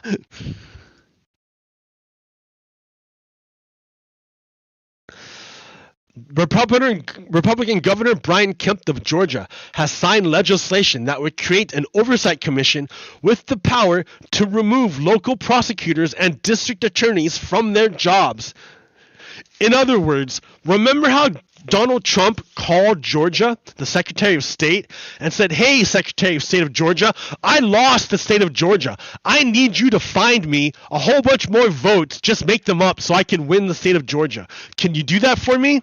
And then the Secretary of State recorded this phone call and said, oh, okay, I'm going to hand this over to our DA and let the DA make a decision what they should do with it. So the DA got this tape and said, oh, I think this is a criminal conspiracy to overthrow the election of Georgia by Donald Trump. I'm going to do an investigation. So yeah, this DA has been doing an investigation into Donald Trump because he tried to overthrow the election of Georgia.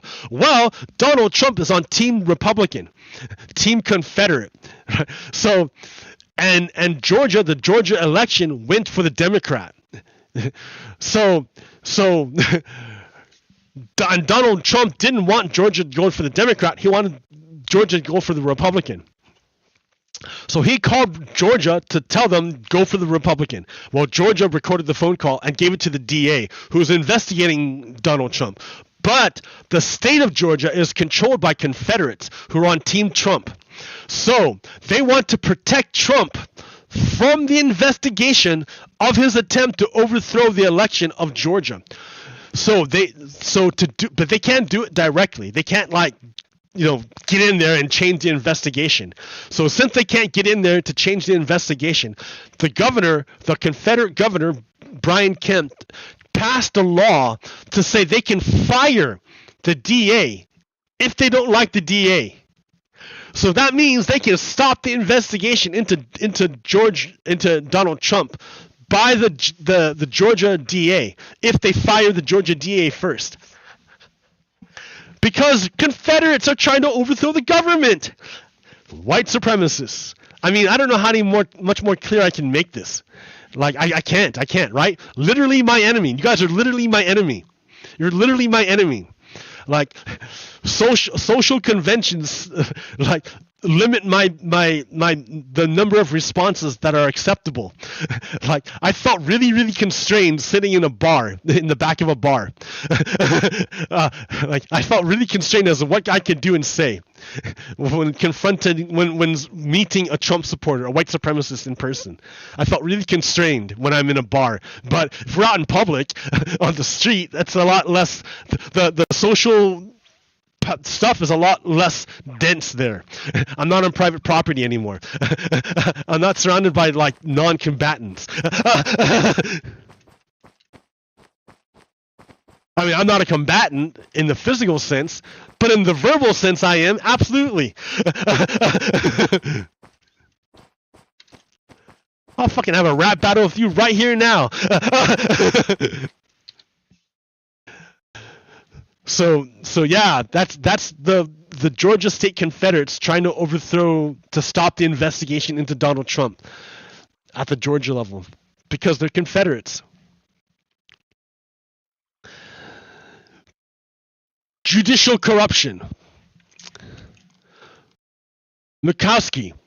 If I were a district judge and somebody wanted to fly me on his private plane on a vacation with his family and I were friendly with that person, would I have refused and endangered the friendship? I'm not sure that I would have. In other words, he's only friends with you because you're a fucking district judge, dude. He doesn't give a fuck about you or your friendship. He's literally buying you. But this dude, this motherfucker right here, is too stupid to realize it, or he's too corrupt. He's too corrupt. It's a place he cannot look, otherwise he would be destroyed. It's his internal contradiction. You cannot accept bribes from people who purport to be your friends when you're a district judge, because they're not friends, they're bribing you. They're literally bribing you. And you're saying you would accept a bribe, that you wouldn't want to risk your quote friendship, the friendship you only have because of your position. If you weren't a judge, do you think he would be your friend? Do you think he'd give you these things if you weren't a judge? Stupid motherfucker. Our judiciary is fucked up.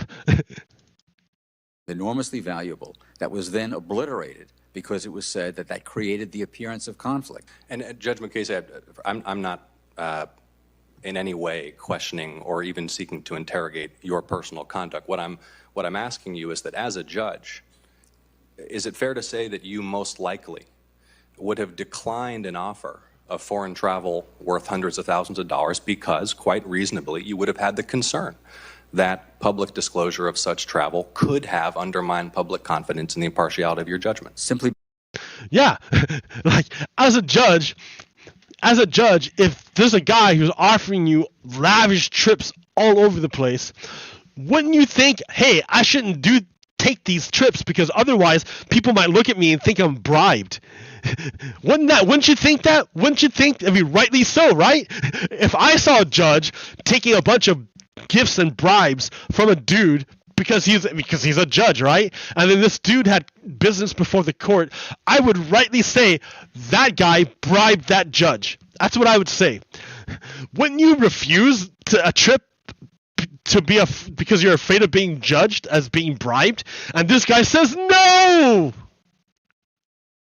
He says it's fine. Because it amounted to, I mean, if somebody took me, I mean, if I were a district judge and somebody wanted to fly me on his private plane on a vacation with his family and I were friendly with that person, would I have refused and endangered the friendship? I'm not sure that I would have. Motherfucker, you're only friends because you're a district judge, you dumbass. He's not giving you those gifts because he's friendly. He's giving you those gifts because he wants to buy your decisions. And you just told everyone under oath you would have accepted it. That you see no problem with getting bribed, with federal judges being bribed. I wonder why this guy was the attorney general. This guy was the attorney general under George W. Bush. Remember, George W. Bush is a fascist who was put under power during a coup, who took power in a coup during the year 2000. So this guy was appointed by that guy, and the guy he appointed sees no problem with federal judges taking bribes.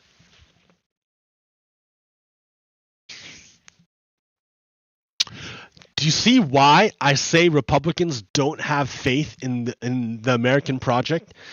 They undermine it at every opportunity. They don't have any faith. Well.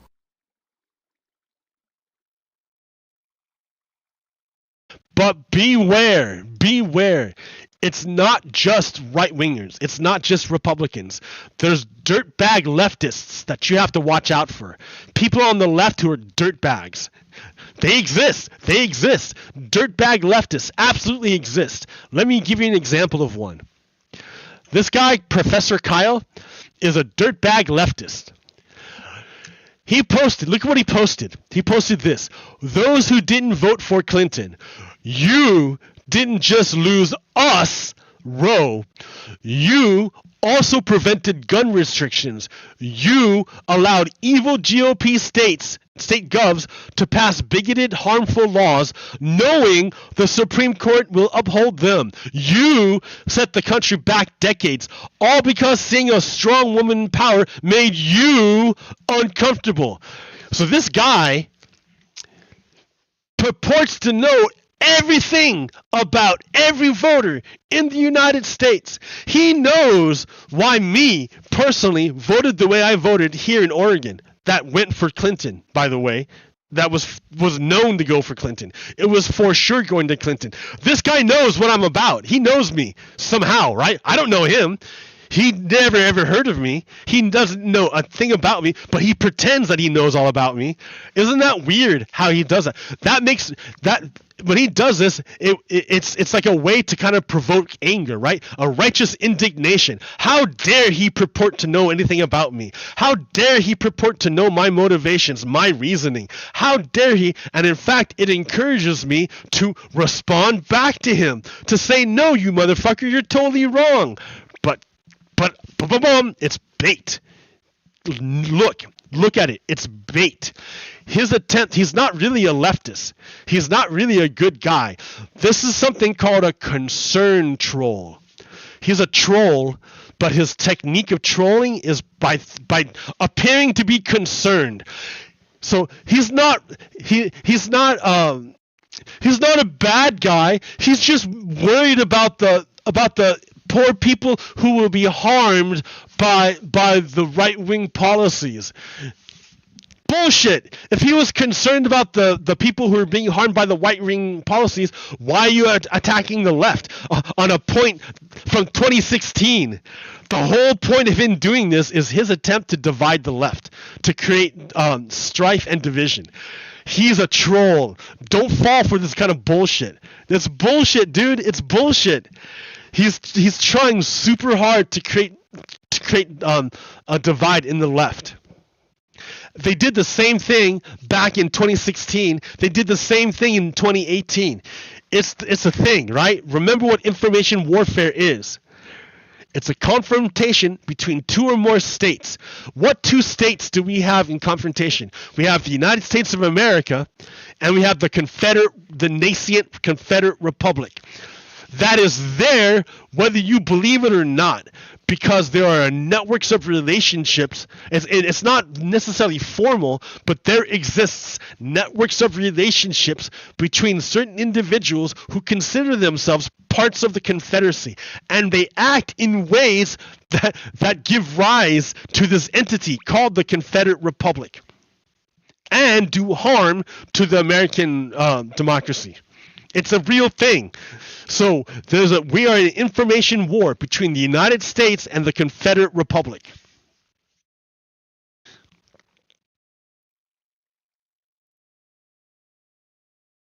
And that's a concern troll. That's an example of an attack from the left. That's still it's still a right wing attack. It's not really a leftist. It's a right winger who pretends to be like he's a left winger to concern troll. What else do I got? Oregon soft coup. It's not really a soft coup, but yeah, Oregon state Republicans, for the 5th time since 2019, fled the state chambers to deny Democrats a quorum so they couldn't pass a bill. The bill was going to pass. The bill was going to enshrine the women's right to their own bodies. But remember, Oregon Republicans in general are anti-democratic. They're fascists. And they don't want women to have agency over their own bodies. I want to get more coffee. I'm just telling you the state of the world as it is.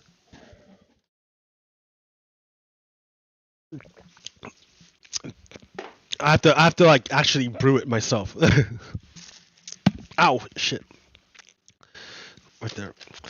So, Oregon Republicans also fled the state before, when the Democrats were trying to pass environmental legislation.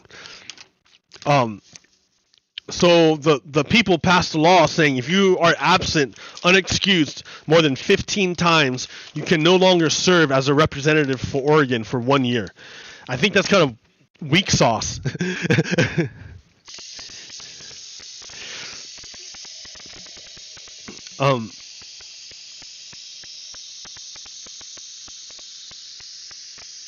Yeah, all Republicans are fascists. All Republicans are white supremacists.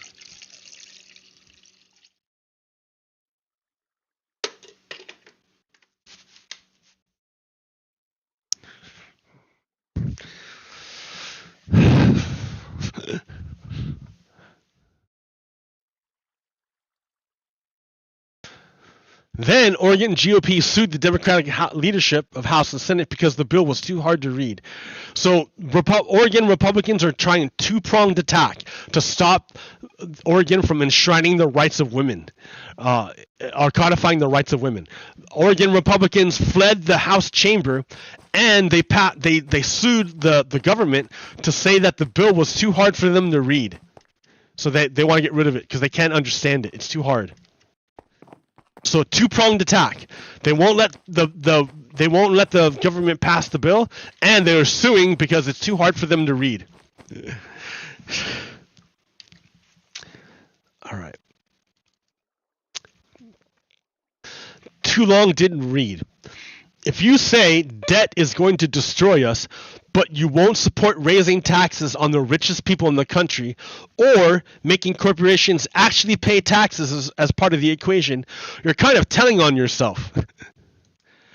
All these Republicans concerned about the budget and the deficit, but remember, they passed the 2018 tax cuts, which caused us to not have enough money. They wrecked our budget on purpose. And then they say, oh, we can't afford our bills. It's like they quit their job and say they have no money. Well, it's because you quit your job. Well, same thing. You guys cut taxes on the rich and then you say we have no money. Well, it's because you cut taxes on the rich, dumbass. But you don't want to fix it because it's working as intended. The whole point of your whole point was to cut taxes on the rich so that the government collapses. The murder of Jordan Neely. Jordan Neely was a homeless guy who had problems and was bitching about it on a subway car, about his problems. Bitching about his problems while riding a subway car, and a white guy decided to kill him for it. Why? Why? After the white guy killed this homeless black guy on a subway car, the white guy went home.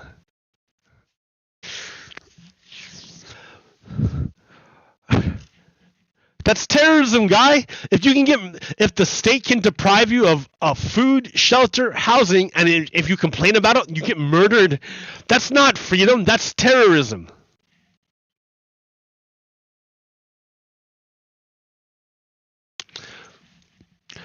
Negative stereotypes and rhetoric about crime stokes an unfair fear and general disdain for unhoused people, which leads to violence against them. This poor man was standing there in desperate need of food and water, and was so emotionally overwrought by his need that he was expressing it loudly, but in no way endangering other human beings. The person who used his military skills to kill him needs to be held accountable for that. It reignites the terror in the souls of black folks when we witness these killings of our people without trial, without jury, without adjudication. This vigilante activity is really a reminder of the dangerous conditions that black Americans exist in. Always they have existed in this level of terror in the United States. Always black Americans have existed with this level of terror. Always. It has never gone away. It has never gone away. Why do you think we're fighting so hard against it? Why do you think I keep talking about it? It has always been there, that terror. White people don't even know, have no idea, have no connection. Maybe now with the internet, with this material foundation, maybe now white Americans can start to feel the terror of black Americans every day in white supremacist America. Every day. It's always been this way. It has never changed. It's not something new. It's not something that just came up with cameras. It's always been there, pervasive and worse. Why do you think we fight against it?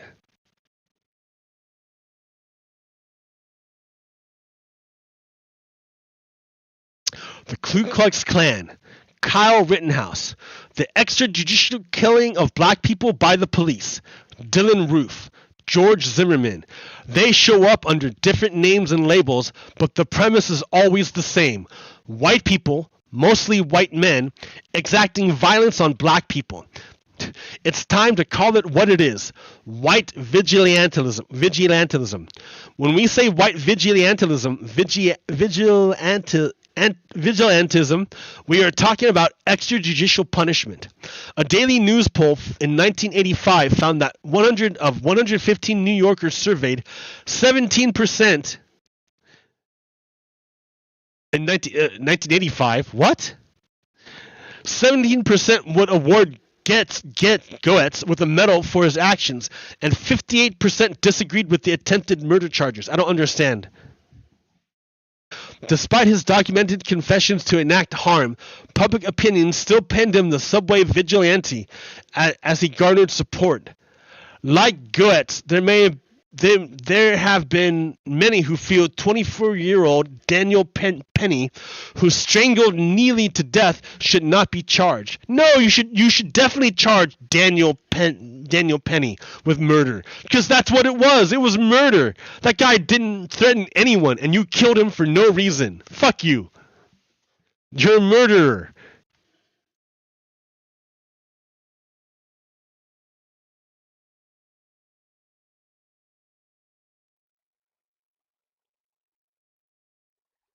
Clarence Thomas. Remember I was telling you how the judges are corrupt?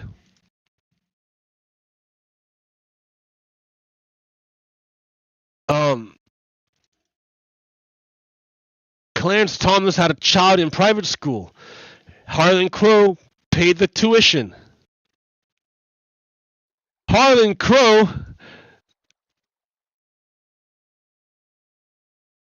roughly 20 years ago, Martin, Thomas, and the Crows went on a cruise on a yacht in Russia and the Baltics, according to Martin and two other people familiar with the trip. The group toured St. Petersburg in a rented helicopter and visited the Yusupov Palace, the site of Rasputin's murder. What? This dude, Harlan Crow, took Clarence Thomas to Russia, to the site where Rasputin was murdered? Who the fuck was Rasputin? Rasputin, a Siberian monk born a peasant, who underwent a religious conversion as a teenager and proclaimed himself a healer with the ability to predict the future, won the favor of Tsar Nicholas II as Tsarina Alexandra through his ability to stop the bleeding of their hemophiliac son, Alexei in 1908. From then on, though he was widely criticized for his lechery and drunkenness, Rasputin exerted a powerful influence on the ruling family of Russia, infuriating nobles, church orthodoxy, and peasants alike. He particularly influenced the Tsarina, who was rumored to be her lover. I heard he had a big dong. When Nicholas departed to lead Russian forces in World War I, Rasputin effectively ruled the country through Alexandra, contributing to the already existing corruption and disorder of Romanov Russia. Fearing Rasputin's growing power, among other things, it was believed by some that he was plotting to make a separate peace with the Germans. A group of nobles, led by Prince Felix Yusupov, the husband of the Tsar's niece, and Grand Duke Dmitry Pavlovich, Nikola's first cousin, lured Rasputin to Yusupov Palace on the night of December 29, 1916. First, Rasputin's would-be killers gave the monk food with wine laced with cyanide. When he failed to react to the poison, they shot him at close range, leaving him for dead. A short time later, however, Rasputin revived and attempted to escape from palace grounds, whereupon his assailants shot him again and beat him viciously. Finally, they bound Rasputin, still miraculously alive, and tossed him into a freezing river. His body was discovered several days later, and the two main conspirators, Yusupov and Pavlovich, were exiled. So Clarence Thomas was taken to the site where this guy was murdered. Why would a billionaire who bought his own Supreme Court justice take the Supreme Court justice to the site where the advisor to the ruler was murdered?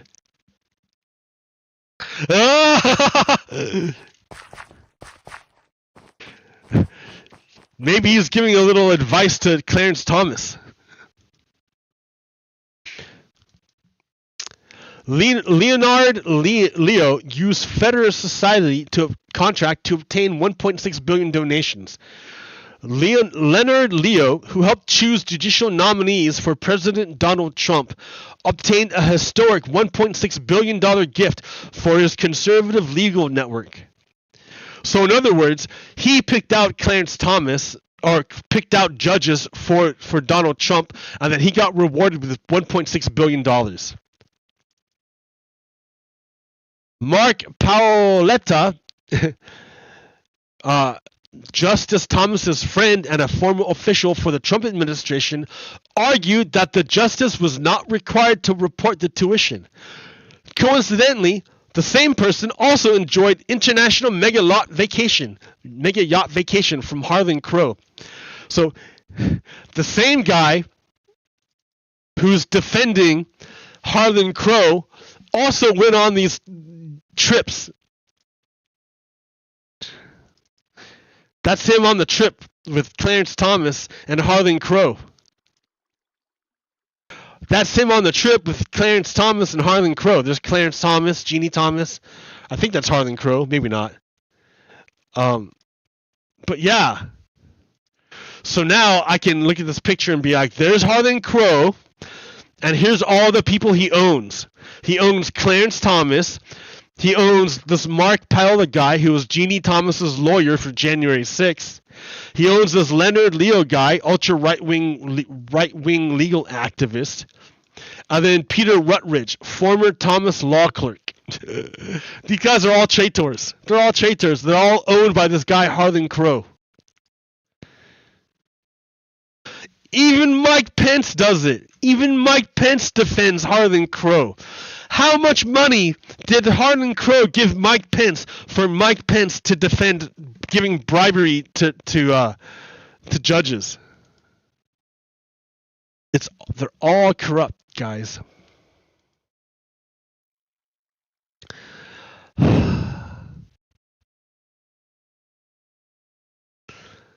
King Charles. Even though we have fucked up shit here, be glad that we're not England. They still have a king.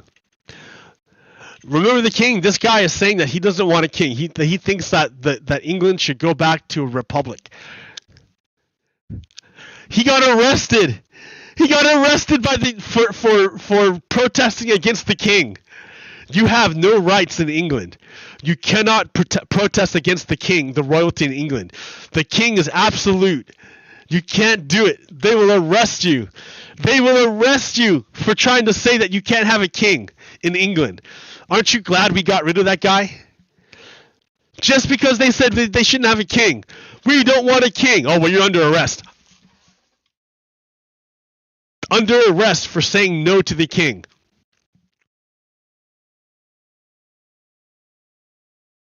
That's all the sites of the food banks in England. How many food banks they have. You know, food banks to give food to poor people? King Charles scaled back coronation set to cost the UK $125 million. They're going to spend $125 million to have a ceremony to make this guy king, and they can't feed their own people. Aren't you glad we don't have a king?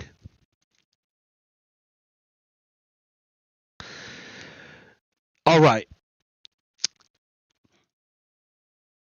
Ukraine's Air Force claimed Saturday to have downed a Russian hypersonic missile over Kyiv using newly acquired American Patriot defense systems. The first known time the country has been able to intercept one of Moscow's most modern missiles. Good news, good news.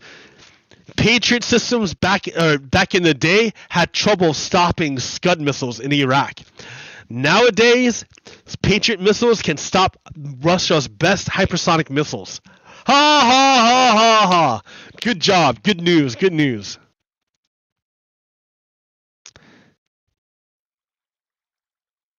Here's a poem. Allowables. I killed a spider. Not a murderous brown recluse. Not even a black widow. And if the truth were told, this was only a small sort of papery spider who should have run when I picked up the book. But she didn't. And she scared me. And I smashed her. I don't think I'm allowed to kill something because I am frightened.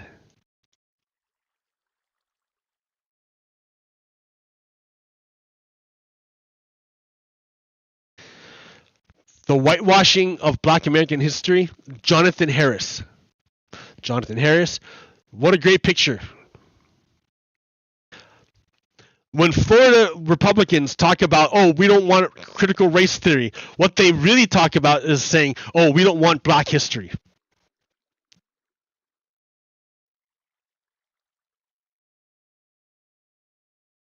Okay, I got one more poem for you, an old poem.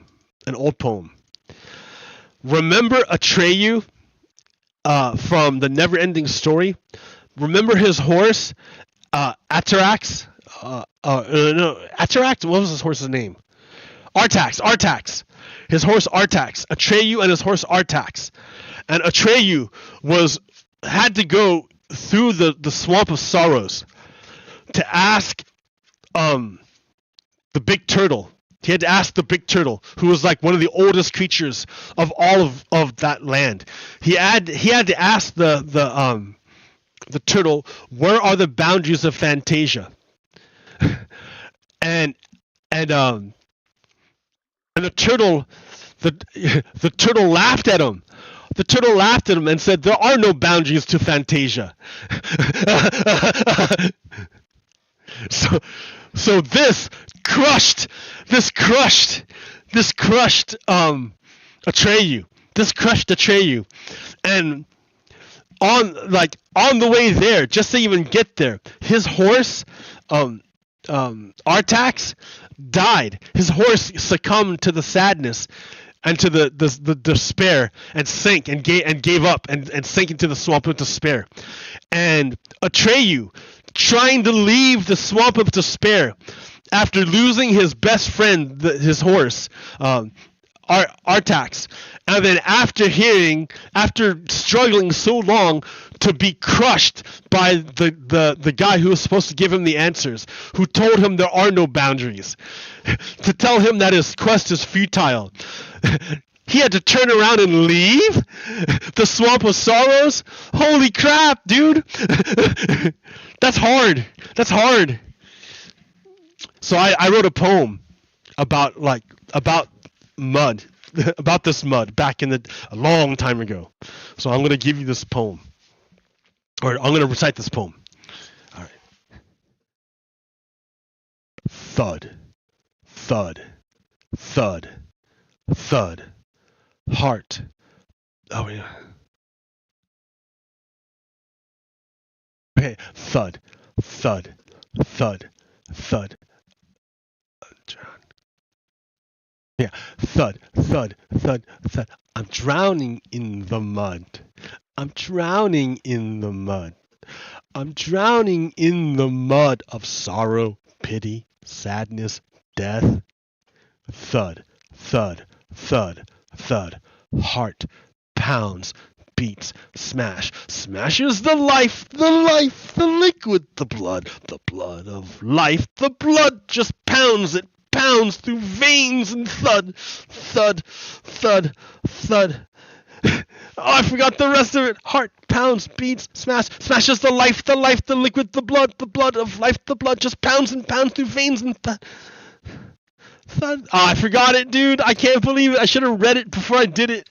Stop. You know what it is I read the whole thing in my head, and I sang it to myself before I did the show, and I was all neat and stuff. And then I came to do it on the show, and I forgot it. Damn it. It's a short little poem, too. You know, I'll do it another time. I can do it later. Another time. This show was pretty long. I had a lot of information to pass along. But this is the last show I'm doing on this codex. The next time I do the show, it should be on a new video card with a new codecs, better compression, way better compression. And that's what it's about. Better compression. So things are happening, guys and gals and everyone. Things are happening. We're gonna, I think,